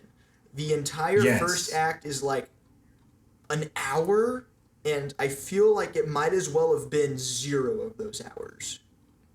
Yeah, because I think runtime is a major issue, as is pretty much every Zack Snyder movie except the Dawn of the Dead movie. But he didn't write that, so I'm not giving you credit, Zach. Do your own work. But yeah, because the setup is like, okay, zombie heist. It's a zombie heist film, so you think that's like It's a zombie movie. that it's a feels like heist something that, yeah, like it feels like a good solid hour and a half to 2 hours. Like in, out, you define it, you have some good action scenes. Done. Maybe a character arc in there, one and done, good, make money, maybe make a franchise off it, but focus on just the one. This one does like the polar opposite of that. It's 2.5 hours for no reason. None of the characters are like, it's the Rogue One thing where you just kill everyone, and the only one that survived is Dave Bautista's daughter, who is just a terrible character. Mm-hmm. There's like just, because they already said that like they're making a prequel, which I suppose you can get away with because this is before everyone dies. So Maybe. yeah, but then there's like an animated series which I guess can follow someone else, but there's a sequel which I do not know how you're going to follow up. So Yeah, literally. and it's just problematic because there's a lot of stuff that I want to critique this movie, but I bet people that are going to defend it, you know who I'm talking about. Anyone that's going to like defend the movie is going to be like, oh, what about future installments? Clearly those could answer your questions. Because another thing with this movie is like there's all these loose ends that have no answers. Like there's robot zombies, and then it's like, oh, the main zombie has a child, but that leads up to nothing. People that are going to defend the movie are going to say, wait for future movies. But I don't know why I should. There's like no drive to go see the sequel. And I don't think that these questions are worthy of having an answer. So it's like you just wasted my time. Mm-hmm. So what even? Yeah. Just Jeez. and Literally, the only fun I got out of the characters in this movie was playing a fun little guessing game with Grant and trying to predict which ones would die in what order. yes, And that was it. yes, yeah. Cause it's funny too, because we like the characters are so poorly like the characters are just gimmicks in this movie basically. Mm-hmm. Like Dave Bautista's the protagonist. You got There's the protagonist's safecracker best guy. friend, the safecracker who's getting the prequel movie. The guy with the which chainsaw who doesn't even get to use his Chainsaw Man. That's also a anime, I believe, but let's not get into that. There was the Redditor and his wife, Yep. and so, and there's like the Transporter, but that I'm sure I'm missing more, but that's it. There's a love interest? Nothing. There is? Like, doesn't she die first? After having a heart-to-heart Oh, I guess with so. Batista? I guess so, but honestly, I forgot about that because bad writing, Zach, as the screenplay writer, for shame. For shame. But yeah, like, I'd argue this is probably my least favorite movie of the year. It is my least favorite movie of the year, looking at all of that. But I'm not sure if I would say it's like the definitive worst movie of the year, because I think there's one on here that definitely you could say Challenges is that worse. position. Yes. But at least this movie only made $1 million in box office, That's a because low number. they tried to have a theater run, but it didn't pay off. That's so. a lot of money. Oh. But yeah, is there anything else to say? I mean, the visuals in this movie are so, not visuals, but just kind of cinematography and lighting and coloring and everything in general. Yeah, the presentation. The presentation is so baffling to me. I think the best so way to icky. kind of sum it up is the part where they're all getting together to talk about the actual plan that this guy is setting up for them, because the way it's done, it's like they get around this model of the building in Las Vegas that they have to break into. Oh, and by the way, the whole Las Vegas aesthetic is not played with at all. Oh yeah, like let's keep this in mind. Like we talk about Las Vegas, non-existent. Yeah, like no. this could be any you'd feel like you could do some fun stuff. Like you could do some stuff at the casino. Maybe you could like run into like a shopping center or something and like have fun with your locale and like capitalize on that. They don't. They show up in like 2 buildings and a bunch of just like empty, desolate streets. Yeah, this movie advertises like a casino kind of backdrop to Yes. death, and that's just not a thing. It's not. And it's a shame, because I will say this is the antithesis of Dead Rising 2, and Dead Rising 2 is one of my favorite video games, so for shame, Zach. Ouch, ouch, ouch. But yeah, Yeah. they do this Half whole... a star out of 5. Just They do this whole, like, kind of, here's how you're gonna break into the building kind of get together, a la Ocean's 11 or something. And it's trying to be this, like, weird, fun thing, but it's so glossed over and so devoid of anything, and all of the cutaways to kind of show how they would do it are in shaky cam and Ugh. incomprehensible, and I just don't know what they're going for.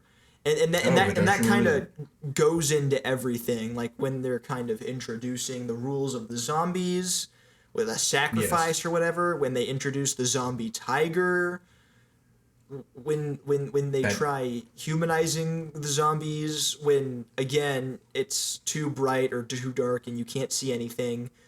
The comedy is really weird. Easy peasy Japanesey. Oh my goodness. There's a really baffling one where that's just out of nowhere and atonal to the rest of the movie, where they try and like get some zombies to spring some traps to get to the safe. Like, I mean, I wouldn't really say that was a comedy thing. Like, I feel like that was the one time they tried to do something with its premise. Yeah. And it's a very basic attempt to do something with its premise, but that's the most effort they put into it. So, but even then, I wouldn't say that's very impressive. If you're gonna do something with zombies, get creative. Dead Rising gets creative with its zombie stuff. Why can't you, Zach? It's weird. I don't know. This movie's all over the place. The first act is an hour. Keep giving him money. The third act is also an hour. Everyone goes all over the Every place, act and there's is an no hour, sense of but distance or scale or consistency to everything, to anything. ugh. Yeah, it's a so- Zack Snyder movie. It's slow motioned and Yeah. color corrected to death, and I wish you didn't make me watch it. But Well, there were blame Netflix. yeah, I don't know, 2 out of 10. So, half a star out of 5. Not like, yikes. Do not. No. Yeah, Do not. So. do not. Well, from one half-star movie to another half-star movie. Why is this on the list? Okay, I mean, this is our most bizarre one. This I would is argue. the biggest movie of 2020. Well, this is because no one's heard of this movie. No, everyone's there's heard only of it. 18 people. Only 18 people know about this movie, and we're 2 of them. So we have the home field advantage, because we can literally say anything about this next movie, and they would believe us. And then Bill Murray showed up, and they made And Garfield then 3. along came Zeus. Um, Can we just like okay. would it be funny if we just talked about it and never mentioned the name of the movie? But would we have it in the title? Maybe not. No, but come on, it has the best title and No, it doesn't. This film. My running joke with this film is I say every single word of the title because it deserves every single word. And I will uphold it until the end of time. Try me. What's it called, Grant? So, I mean, do I explain it? What is there to explain? So Splash Animation, Okay. right? Yeah, Splash Entertainment, Okay, right? yeah. They came in after the Crest Animation. I mean, I forget who did the first one, because, I mean, Splash did... I remember... Wait. No, Okay, Splash didn't do the first... Splash movie. Entertainment only had, like, Norm of the North. Yes. That they also terrible animated movie. Dumbsville taught If me you that... ever know anything about Norm of the North, those guys. Dumbsville taught me that they also did the Ladder, Alpha, and Omega sequence from 6 onward. That makes absolute perfect sense, but I would need to fact check that, but that sounds right. But, yeah. Those guys, right? So... They come in. Yeah. They go to put their Lionsgate. heads together. They slave it. Well, they don't slave away. They work. They animate. They put in the algorithm. They spit on it, and we got it. We went. Yes. We saw it. We loved it. I saw it in my... It was amazing. I saw it in my dorm room on my computer. And it was perfect. And we saw it, and they made it, and...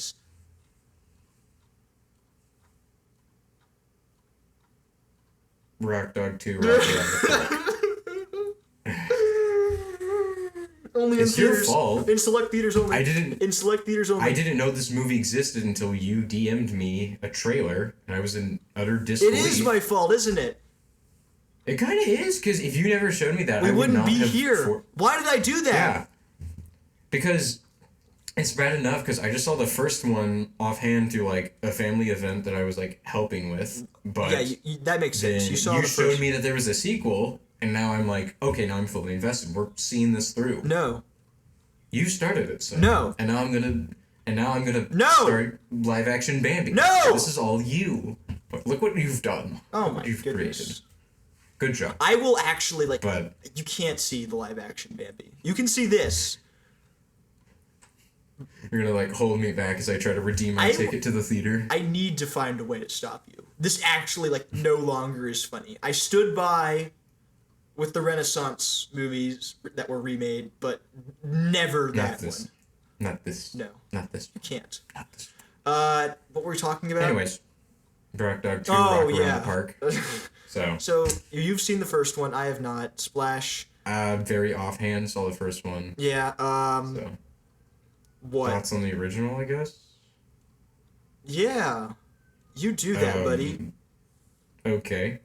Well, I think it's interesting because Splash didn't work on the first one. No, I know the first one was Lionsgate. The first one was but I'm animated not sure if they too. have like an animation department. The first one has like okay, I'll say this: the first one isn't really a good movie, but it's not bad. Mm-hmm. Like, it is a movie. It is very. happened. I think it's like, it doesn't have a lot going for it, but like I think it's very inoffensive and it's very like simple, basic story, but it's not like excruciating to watch. Okay. So it's like it much like A Quiet Place 2, it sits somewhere in that 4 out of 5 range for me. Like, not really gonna revisit it honestly, but it's not terrible, I suppose. Mm-hmm. But then we get Rock Dog 2, Rock Around the Park. What even, and- dude? Well, okay, my first question is like, I mean, why would you even go to Splash for the sequel? Why would you Like, even release it in theaters? Oh, because that's kind of the thing Splash does, is that Only in somehow- theaters, Rock Dog 2, Rock Around the Park, baby. Somehow. I don't know how, but somehow Splash Entertainment movies can get theatrical releases. They did it. They got real. They got real. You're right, Grant. They got But- real. Yeah, a lot like the characters in our next film, but let's not get ahead of ourselves. We're dancing around the point here. Yeah. Well, because the reason is because there is no point. Like There is. Yeah, you're right. this is. I, It's literally it's genuinely like a bargain bin direct to it's DVD 90 sequel, minutes so of like TV static. in a sense, but like with a like, you know how when you watch, remember The Secret of Nim 2? No, what's that? Okay, remember how like that has like a plot line like so like basic that like you're kind of like impressed. It's like, wait, you're actually doing that straight faced? What's Secret of Nim 2, Grant? You know what I'm talking about, Sam? No, I don't. Timmy. Okay, but okay, let's get off this. So, Rock Dog 2, Rock Around the Park. The plot line is very. The plot line is that it's Very- heading straight to theaters, only in theaters, will only Oh, so ever it's be in meta. theaters, and you should watch it. Now, turn Yes. off this video and watch it. Because we're not going to spoil Rent Rock it Dog on 2. Apple. I'm not going to spoil We Rock Dog aren't. 2. I'm not going to spoil it. I might, maybe. I might. Why are maybe, you gonna but spoil it? I'm not gonna. It's the biggest But like, movie of our time. it is. But like, going back to it, like, there really isn't a whole lot to say with Rock Dog 2, Rock Around the Park. Literally like, nothing.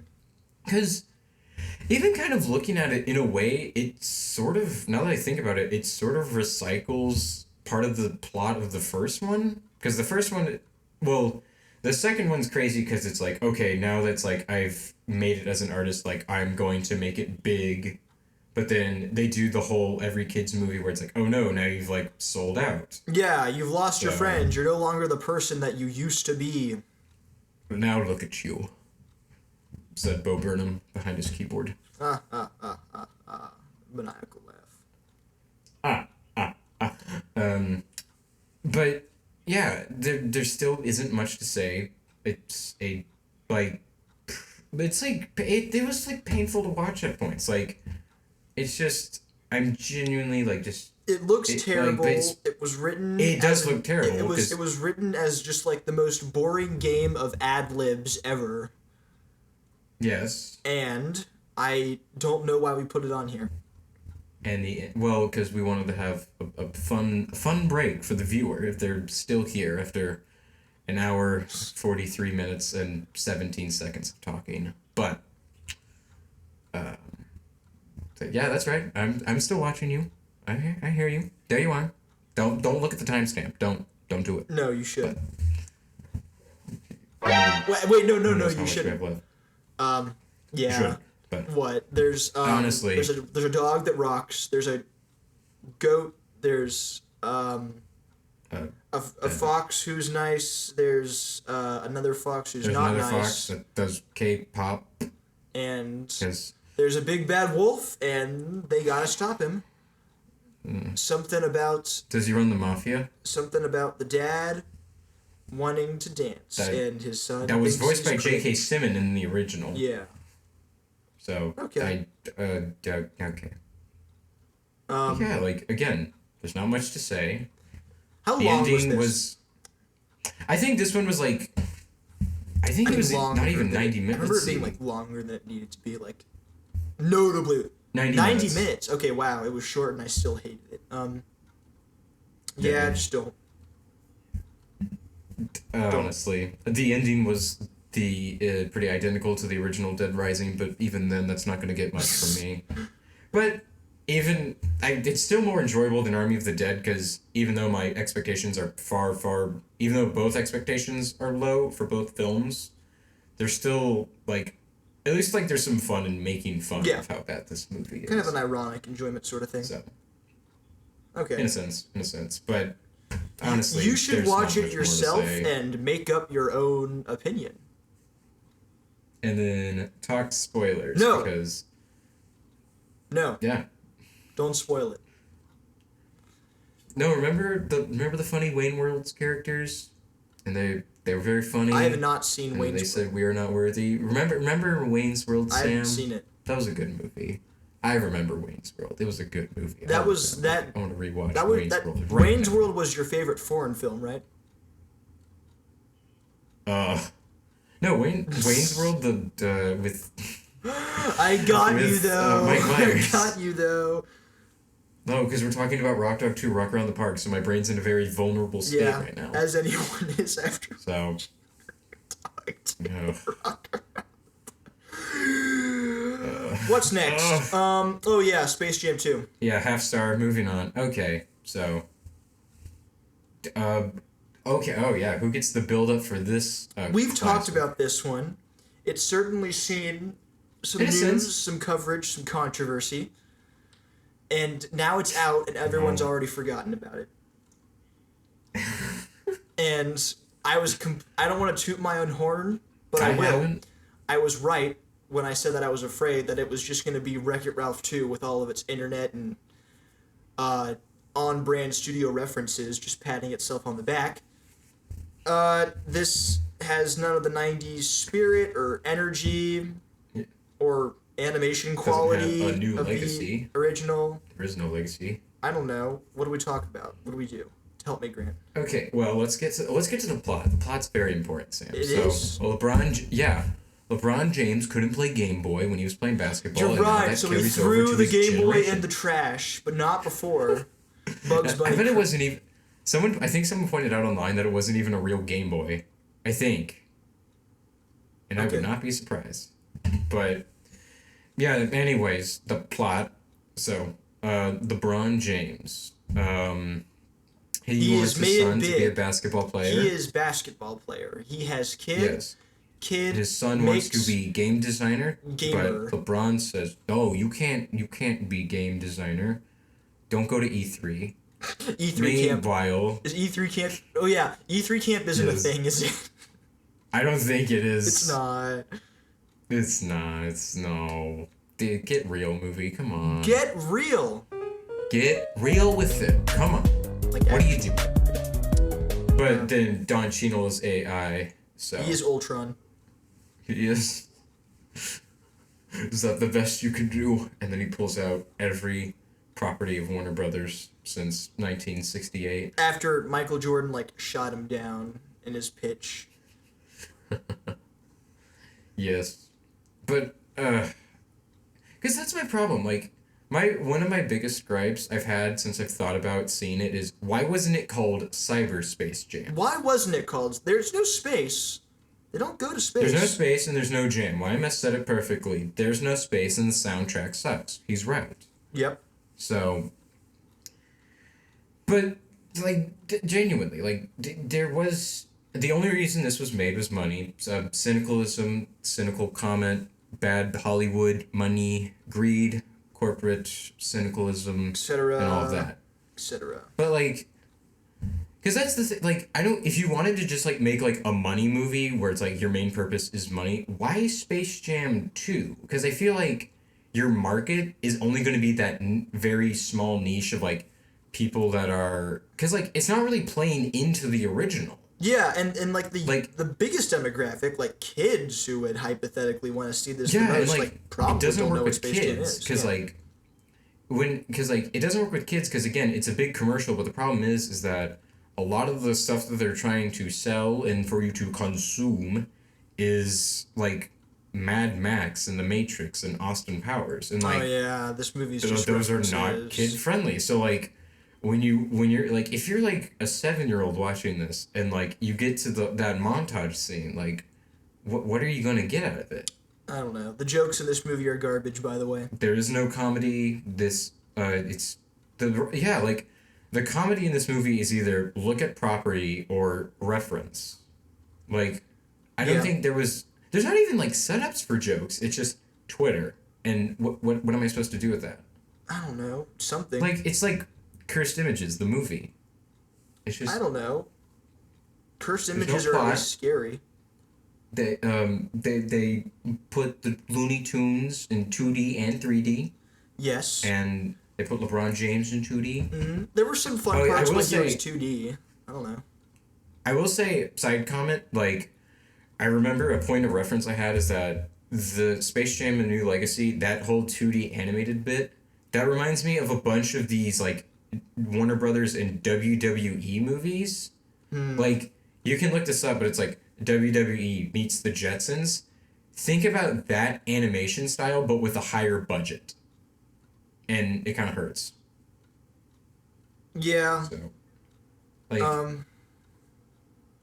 it's very because like the live action stuff isn't really that good because I don't think they do a No. good job with the directing. I don't like my LeBron James isn't really bringing anything acting wise. I'm sorry, LeBron, but you're a great basketball player. You could easily defeat me, but Yeah, I not think. not acting. Yeah, Not the any like remaining goodwill that I was kind of saving or holding on to was gone once we hit that 3D live action part.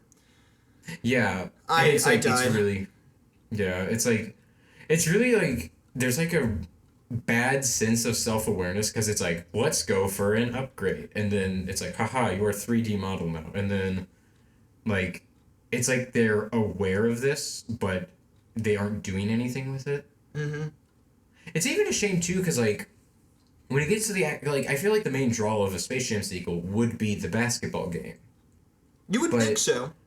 yeah, and it's like weird because like it's even interesting because I see no one say this, so I will be the first person ever to say this. They actually like try to do something with the presentation where they try to make it feel like an actual basketball game. Like they have, Well, as much as like a basketball game that a video game can. Oh yeah, well, it's but a like they video have like game. an actual, like they have like an actual NBA, one of the actual NBA commentators. Oh, like, yeah, that's true. Giving live commentary, and like they try to make it seem different, and then they do all the crazy stuff with like oh, it's actually a video game because they try to explain that it was his son's video game that he developed. Yeah, that somehow But got into Don Cheadle's.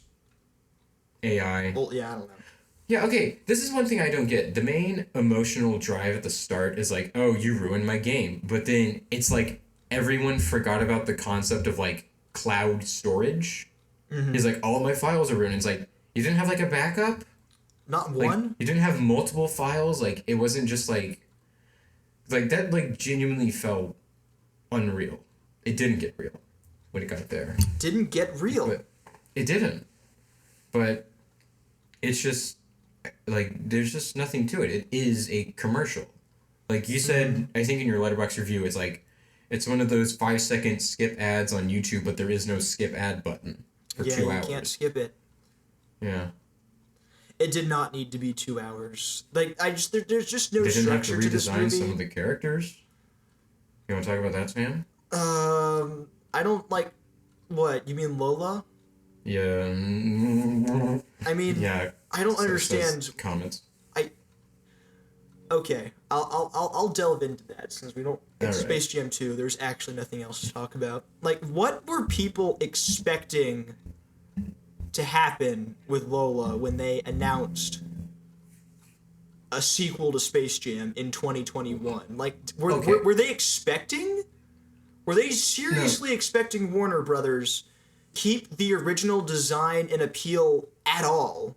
Because, like, I know that I sure wasn't.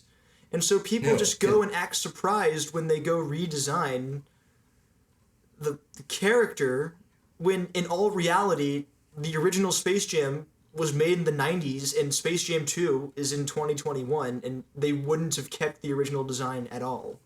So I just really don't know what they were expecting. Like, that was always going to happen. Yeah.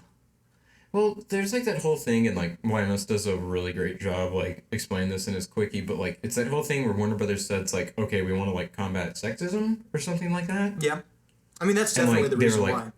it's really it's such a shallow like attempt at doing so Yeah. because it's like, see, like we're like being more inclusive, but then it's like, why don't you actually do something with her character? Because like in this movie, as Wymus says again, like she genuinely does nothing in this movie, like. She's I not feel like even it would've good been- at basketball, really, like Yeah, she like- was in the original. Yeah, like because in the original, like that was kind like That was, like, this kind of implies a that she has reason. I don't know. like this imply like there's not really much in the original that like it's not a masterpiece, not great. That it has problems, but like at least the original like has more going for it. Like the character like okay, I lost my train of thought, but like in the original like there was like some character, not a lot really, but like there's nothing in the sequel, so Personality, I guess. It's Oh probably no, the best word. they're Oh no, yeah, for the original. yeah. But didn't you laugh at the funny joke when they got Michael B. Jordan No, and you that? you kind of did though. No, I was confused because like I was like, wait a minute, and it's like Michael B. Jordan. I'm like, oh, Yeah, everything like what the Monstars in this movie aren't no, the even. Goon Squad, Yeah, they the aren't even Rags and aliens Cons, the with Goon personality Squad, anymore. Toons versus Goons. That's what the Don Cheeto said. Mm-hmm. So, Yeah. but Um, it's weird. We were uh, kind of hyping it up, and now it's just ringing yeah, shallow in because our see, that's the minds. thing. Like going in, like I went in with like a hope that like I went in saying this is gonna be a terrible movie, but maybe this could like work around and like this could have some ironic enjoyments. But there was just like a point in the movie where I'm like, I can't even like get into like an ironic mood with this. Like this is just draining. Mm-hmm. Like it's just like it is an indictment of filmmaking of the 21st century and the flaws that we've carried over since film has grown, and that this says a lot more than anything this movie has going for It it. is the embodiment of everything wrong with modern entertainment culture. Unfortunately. Mm-hmm. So You want to talk about how the day was saved? You want to know how did they do it, Grant? Bugs Bunny's soul ascending. He dies. Oh did? no! His soul ascended and it was heavenly, and they had all the color grading on Real? point. Yeah, but then he got real. He got real, Like dude. they all got real. Oh yeah, that was also a letdown. My favorite part of the first Looney Tunes movie, even though I didn't like it, was that the Looney Tunes, like Bugs Bunny and Daffy, went to Michael Jordan's house in real life, and so they kind of had that Roger Rabbit slash Oh yeah, back in action thing where they interacted with a real place, yeah. and so there was none of that. There was no good animation either. The original Space Jam was also pretty well animated because it was in 2D and not Flash, and that didn't happen here. Yeah. I don't even know what else to say. I don't know. Why would you even expect them to keep the original Notorious Lola P.I.G. Bunny? Yeah, so Space Jam 2, all in all, like the only interesting thing that like even spurs an ounce of discussion at this point is just the redesign controversy, and like even then, I don't understand what you were expecting in the first place. If Just you're talk upset about the about Invisible that. Man redesign. That's the better one. Yeah, that's the funnier one. That one I will excuse. That one, you have That a one right gets to a be pass. upset. Never forget what they took from you. Yeah. I don't. Yeah, you shouldn't. There's no reason to be that upset about the redesign anyway. Like that character, you like. People need to understand that Lola Bunny as a character peaked in 2011, and like has Looney Tunes since show. never warranted competition. Like there's just no reason to like keep on comparing different versions when you have that. The one. only So, good Lola Bunny was the the Looney only- Tunes show one. literally Because she has like an actual personality. she is amazing in that one. Yeah. Oh man, that's great. Because that's actually a good show, honestly. That's a really good like, show. I love it. It's kind of underrated, not gonna lie. Mm-hmm. Like, I was rewatching a couple episodes with my old roommate, and like I kind of forgot about it because like there was actually some good writing. Mm-hmm. Because it was made by people who understood the framework of Looney They know what Tunes they're doing. and updated it in a different context while still retaining what made them special. Yes. So The closing thought for me is that I might actually like rewatch this honestly for research. Like for 'cause that's the research thing, like I feel like purposes, yeah, well, because like I don't know, like that was such like a surreal, like unnatural experience, and like it was only worse because like the theater was like pretty disruptive from my memory. So like, I would sit through it one more time just to like make sure that actually happened, but I honestly I might not, but who knows? why wasn't there a Joker reference? No, they already wasted that on Tom and Jerry. Remember? I mean, there was a poster, but it would have been so funny if we had a Joker reference somewhere. I'm sure it was somewhere in the final game. If they have the Clockwork Orange gang and like everyone from Like some of their like they had like the It Clown. So Pennywise. yeah, I'm sure he's somewhere in there. Just gotta look. So Joaquin was in Space they Jam didn't. 2, is what you're saying? Uh, uh, well, Grant? maybe. Okay, Huh? okay. What are you saying? What'd you say? I'll just quote you on that one. What'd you say? Say that again. Was What was your Joaquin question? in Space Jam 2? I mean, he was Joaquin out of frame, so Oh my gosh. yeah, that's Did right. you bait me into saying that again so you could say that joke? That might be your opinion. I don't know. That's my. Oh my god. Okay. What's the last That's movie? right. What's the last movie? Okay. Oh yeah, the 1 star, maybe even half a star. Oh I don't know. yeah. Anyways, Space Jam 2. 2 out of 10. thumbs down. Space Jam Not 2 out of good. 10. Yeah. So the final movie, we're here. So Wow. should 2 I hours. We set- did it. Yeah. Yes. Okay. Unless you want me to. Yeah. So the final movie, arguably my favorite on the list, honestly, for my own reasons. But fair. it's good.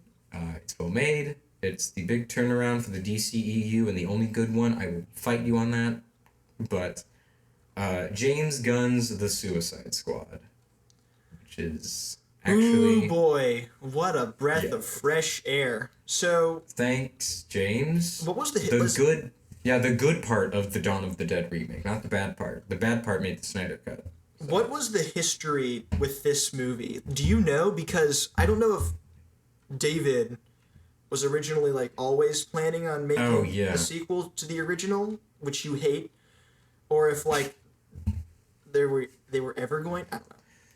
So, I mean, okay, the way I understand it is, so there was all that, like, back in, like, 2017, 2018, there was all that controversy with James Gunn because they dug up old tweets and it's like, okay, you're fired from Marvel. So then James Gunn's like, all right, new plan. I'm going to go work for DC. And so he was talking with DC. He's like, yeah, I got an idea for, like, a Suicide Squad movie. But then Disney recorrected and they hired him back. So, like, now we're starting to feel those effects. And the first part of that was the Suicide Squad. Yeah. So that's kind of my knowledge on the situation. Before we get started, did you want to voice your thoughts on the director's cut of the original Suicide Squad? Oh, okay. So I guess to start out with, the 2016 Suicide Squad, not a good movie. Probably my least favorite superhero movie. Ever. There's, arguably ever. Like, it's genuinely incompetent. It's not operating on any plane of reality. Everything is wrong with it, and it's just not good. It's problematic, though, because the problem is that now that the Snyder Cut's released, these crazy fans are just, like, going ballistic over everything. And so I think their next goal is, aside from the whole give everything to Snyder, it's give David Ayer an Ayer cut. And this is my take. I mean, is it going to be an improvement of the original? I would hope so. I would think so. But the thing is, there's not going to be a good movie out of the Ayer cut. Like, it's the same thing with the Snyder. Like, it's just going to be one for one the same. Like, you say, it's going to be better than the theatrical cut. Are you forgetting the fact that, like, the theatrical cut has been historically known as one of the worst movies of the past decade? Like, when people talk about the Snyder cut, they're like, oh, it's such an improvement over the original. It's like, you realize the original was, like, beneath the ground floor. You realize, like, you're not saying anything.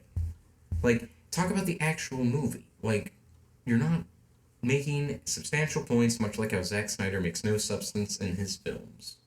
So, that checks out. But I don't expect anything. Like, I don't even think that the Ayer cut's gonna happen. It might happen. Who knows? I don't think it might. Like, I don't think Ayer's I don't think. Well, interested. because yeah, remember the Snyder cut happened because of COVID.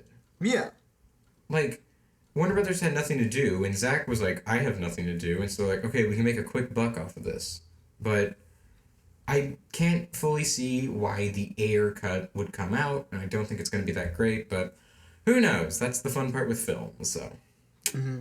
And now we have those same people bandwagoning on hating this one for some reason, like, because it's racist? Okay, That's like a smaller thing. I don't think that really defines this movie, but there's like people that are going against this movie. They're trying to make some crazy point. I haven't seen a lot of this, but they try making some point where it's like, oh wow, you make like the heroes the Americans and the villains are like the people from like I forget what the country was called, but it's like you're making it like POCs, and so like it was like Cuba, Corto but not Maltese was the really. name. Hold Yeah, on. it was like fictional Cuba basically. It was called like Corto Maltese. Yeah, But even though and they're like like, oh, yeah, America you was explicitly a villain yeah, in that and, movie but then too. spoilers. The big twist is like, oh, America's the main antagonist. Funded You covered that up all of project, this. yeah. This is all your fault. Like it very much is like saying America is to blame. America is at fault. They're trying So to clean up. it goes after to show how themselves, much analysis they put into the movie. So None. congratulations, you played yourself. So with this one, Yes. it's so much better, pretty Oh. much in every conceivable way. It is. It's like they got an actual writer. They got people who could actually make things look good visually. They got someone who They have knew an how idea. to write score.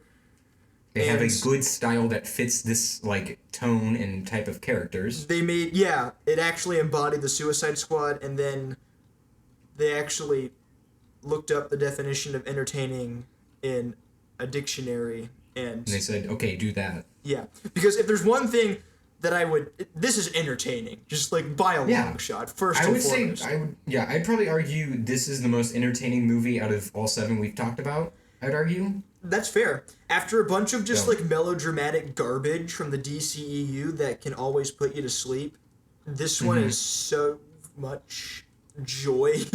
Just Yeah, because for this- some reason, like the ones that I would talk about, the best DCEU movies I would talk about are like the ones that aren't trying to be serious. the ones that So, aren't, like Snyder the is Suicide Squad, Shazam, and like Aquaman. I'd argue are my top 3, and like those are all much more like they don't try to be too serious. Like it's a superhero movie. Like don't like this is like when you take the more air quotes serious approach, you just feel like a brooding teenager, and I don't want to waste $16 having to sit with that person for 2 hours. especially if it's badly So, done.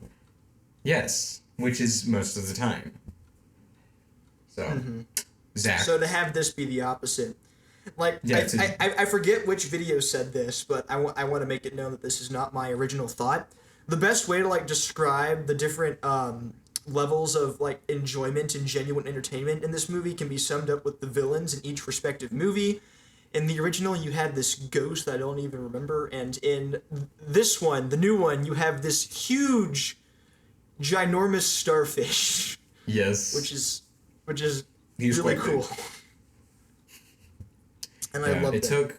it took the destruction of Man of Steel, but it made it appropriate. It's not like your inspiring Superman movie had to terrorize all of New York, but Yep.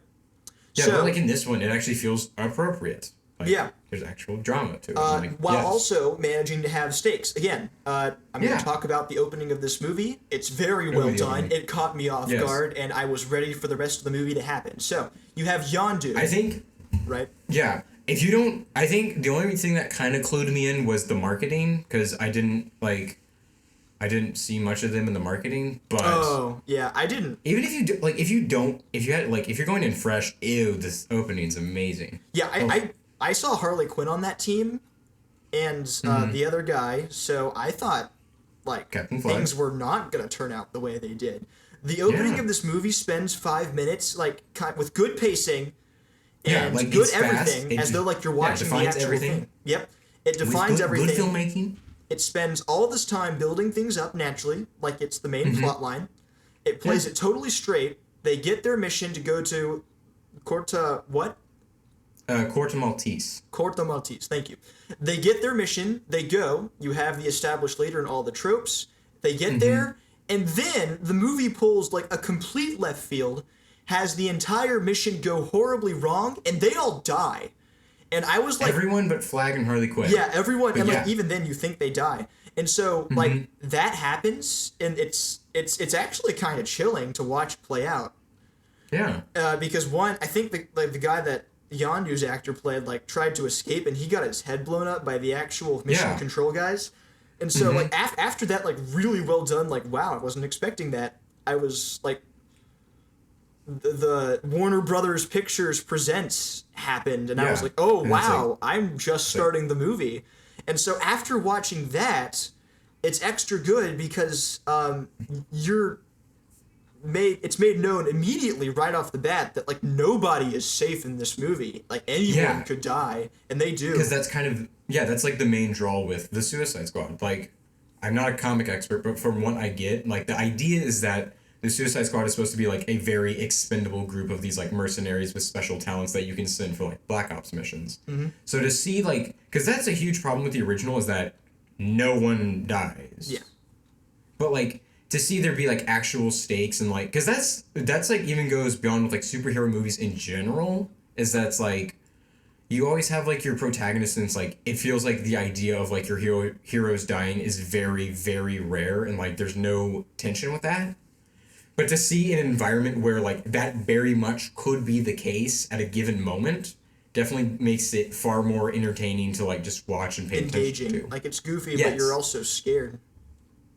Yeah, because another pro with this movie is that it does a great job with the writing because they know how to characterize everyone on the team. Because there's that whole buildup. What really sells it is there's one scene in the helicopter ride before the mission falls apart. But everyone kind of has their own personality. So it's your name is TDK. What does it stand for? It's it stands for me. And it's your name is letters. And it's everyone's name is letters. So. Yeah. But I think, again, that goes to show that the scene does a fine job of giving everyone a personality, but to see all that just get pulled right from out under the rug 15 minutes in definitely kind of pulls a curveball on you. Yep. And then we are introduced to our main cast, which are all good. Idris Elba and John Cena have a great rivalry. I like watching them just hate each other. I love that. He does everything I do, but better. Yeah. And so they have that. Yeah, hold on. I was saying something. Oh yeah, King Shark, the best. Yes, Sylvester Stallone. I will fight you on that. He didn't do anything. Did he do anything? He survived more than you could, Grant. Well, that's not fair because he's a big shark. What am I supposed to do with a collapsing building? Well, you obviously weren't fair to him by saying he didn't do anything. Well, compared to the rest of the team. So. Oh my gosh. Okay. We'll talk about this later. That's once another we finish episode. this. But yeah. Okay, anyways. so. But yeah, going back to the team, it's impressive because when seeing people talk about it, everyone had their own set of fans. It's very interesting because in a way it kind of reminds me of Guardians of the Galaxy because with that movie, that's kind of a forte of James is taking these very bizarre, unknown characters and finding a way for them to connect with audience members. And so he did it with Guardians of the Galaxy, and now he did it with the Suicide Squad. And I think everyone has their personal favorites that they like to stick to. Mm-hmm. So.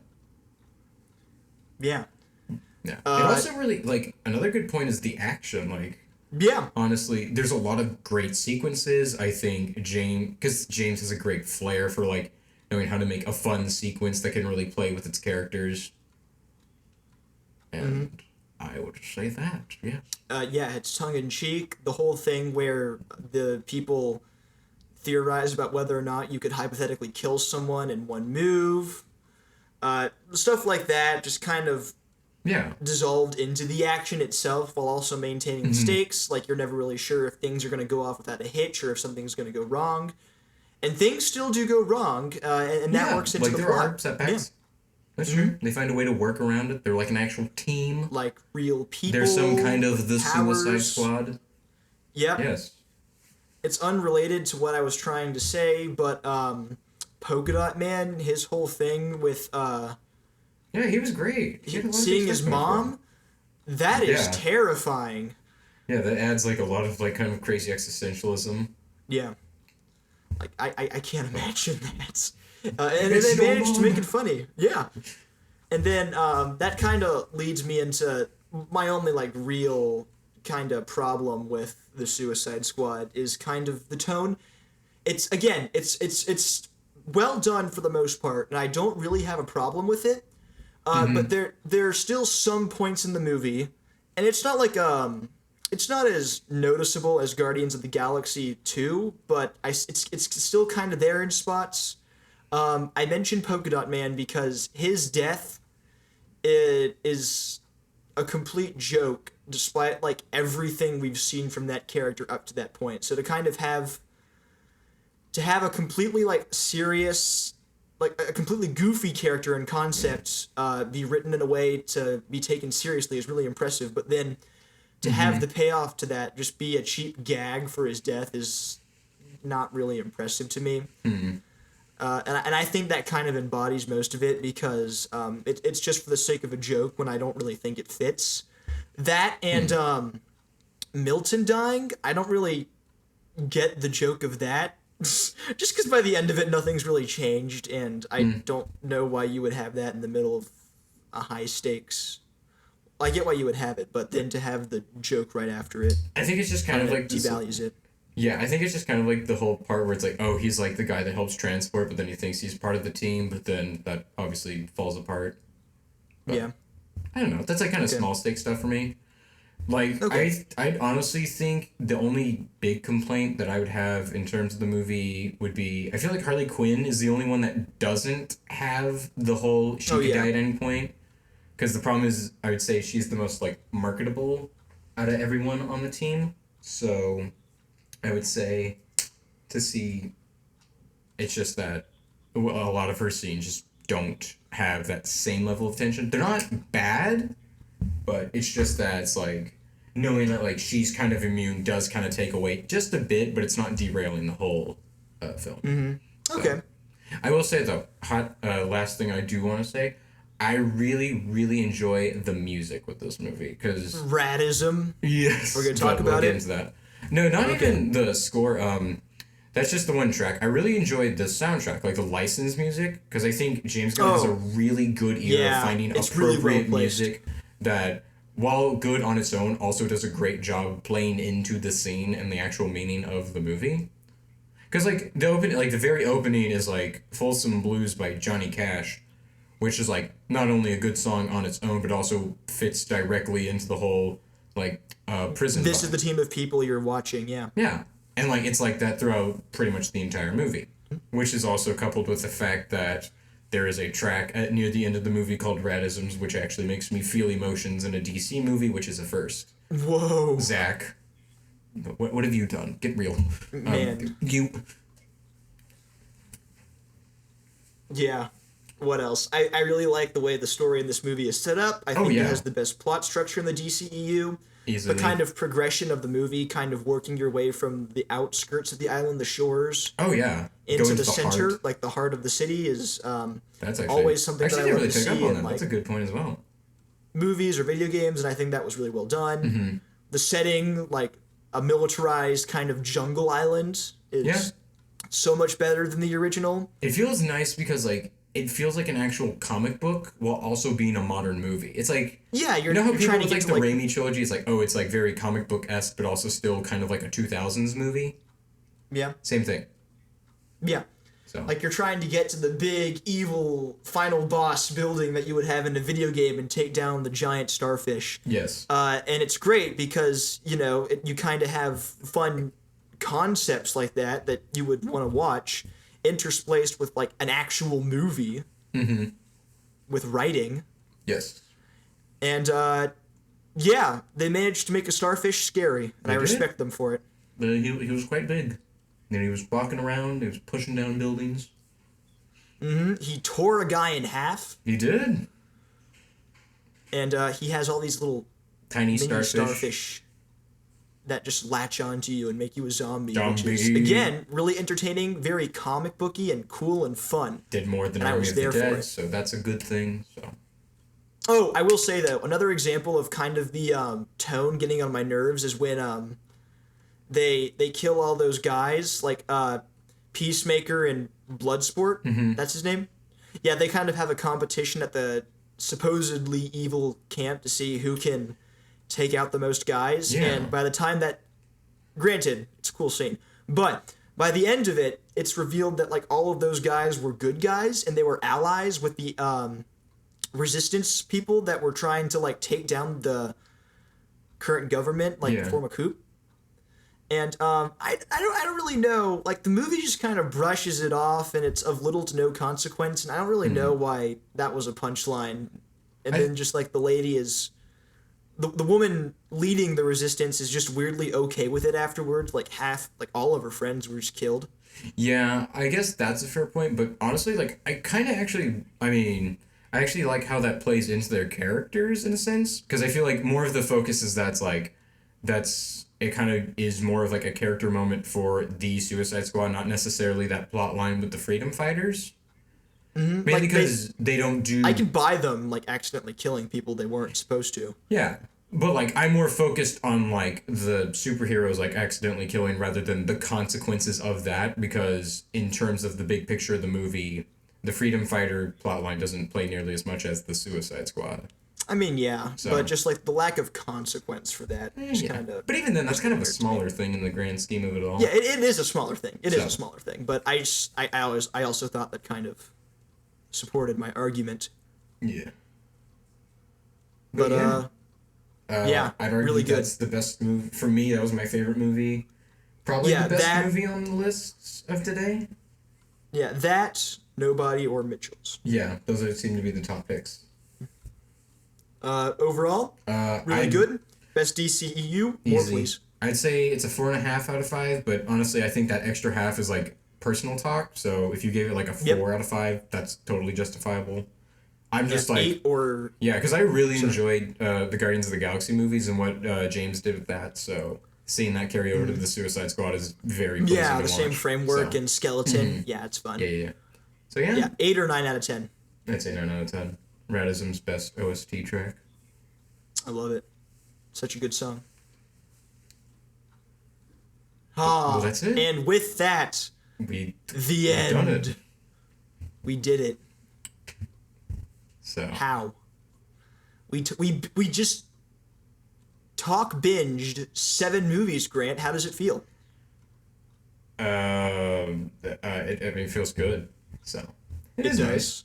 Just getting through all of those. Now we can look towards newer releases, maybe other stuff. What newer releases are we going to talk about? Because like I don't know, the only one that I can think of really is like maybe Bond, but you haven't seen all the Daniel Craig Bonds. Yeah, I still need to catch There's the Dune. Daniel Craig Bond movies. I think the next one we could do is Shang-Chi. You've seen it, and I'm going to see it. Oh yeah. So that could be our next episode, maybe. Who knows? That's foreshadowing, but we don't have a plan because we aren't organized. So, we aren't organized. Let's see.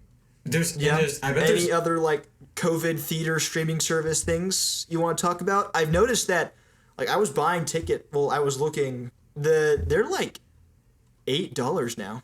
Yeah, instead of 15. I think like depending on like your theater and like time definitely plays a role. Like I try to get earlier tickets because like if you go to a matinee, you get those for like $5. So. But like I remember like the average price back in the day being $15. Yeah, they can get pretty pricey. Thus is the problem. I just noticed that. Theaters, but. All right. But yeah. Well, whatever happens. That's it. So. Anything else? Something we should watch? Like you want to recommend, Grant? Like anything like recommendations, movies? Are we saying like sure, movies? or shows, anything? I mean, right now I'm working on Futurama. That's a pretty solid show right now. Yep. Like, I'm kind of starting on season 3, but I'm enjoying it for the most part. So. Cool. Anything on your end? No, I'm teaching myself how to edit. I hope I can do it. Gotcha. I feel like I should be I'm glad we finally got to to talk about some good movies on this. Yeah. Getting 3 good, 1 alright, and 3 bad movies out of the way was pretty solid. Yeah. You won't watch live action Bambi, right? I can't make any guarantees. I can't. Why would you do it? Because you're not gonna. Okay, because Bambi's the big movie for you, but you don't want to do it, so I could be like the messenger. I don't want you to do it. Like we both know how it's gonna turn out. You've seen Cruella, but I haven't, so that's like the reverse. Okay, That was my mistake.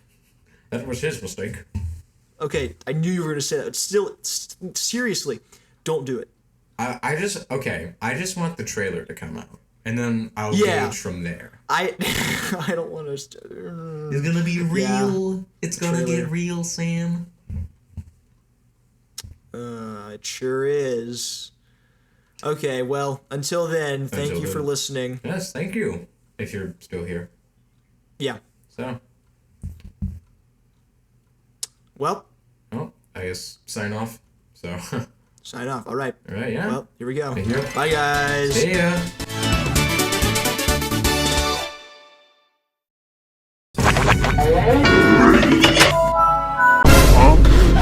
But now he's dead.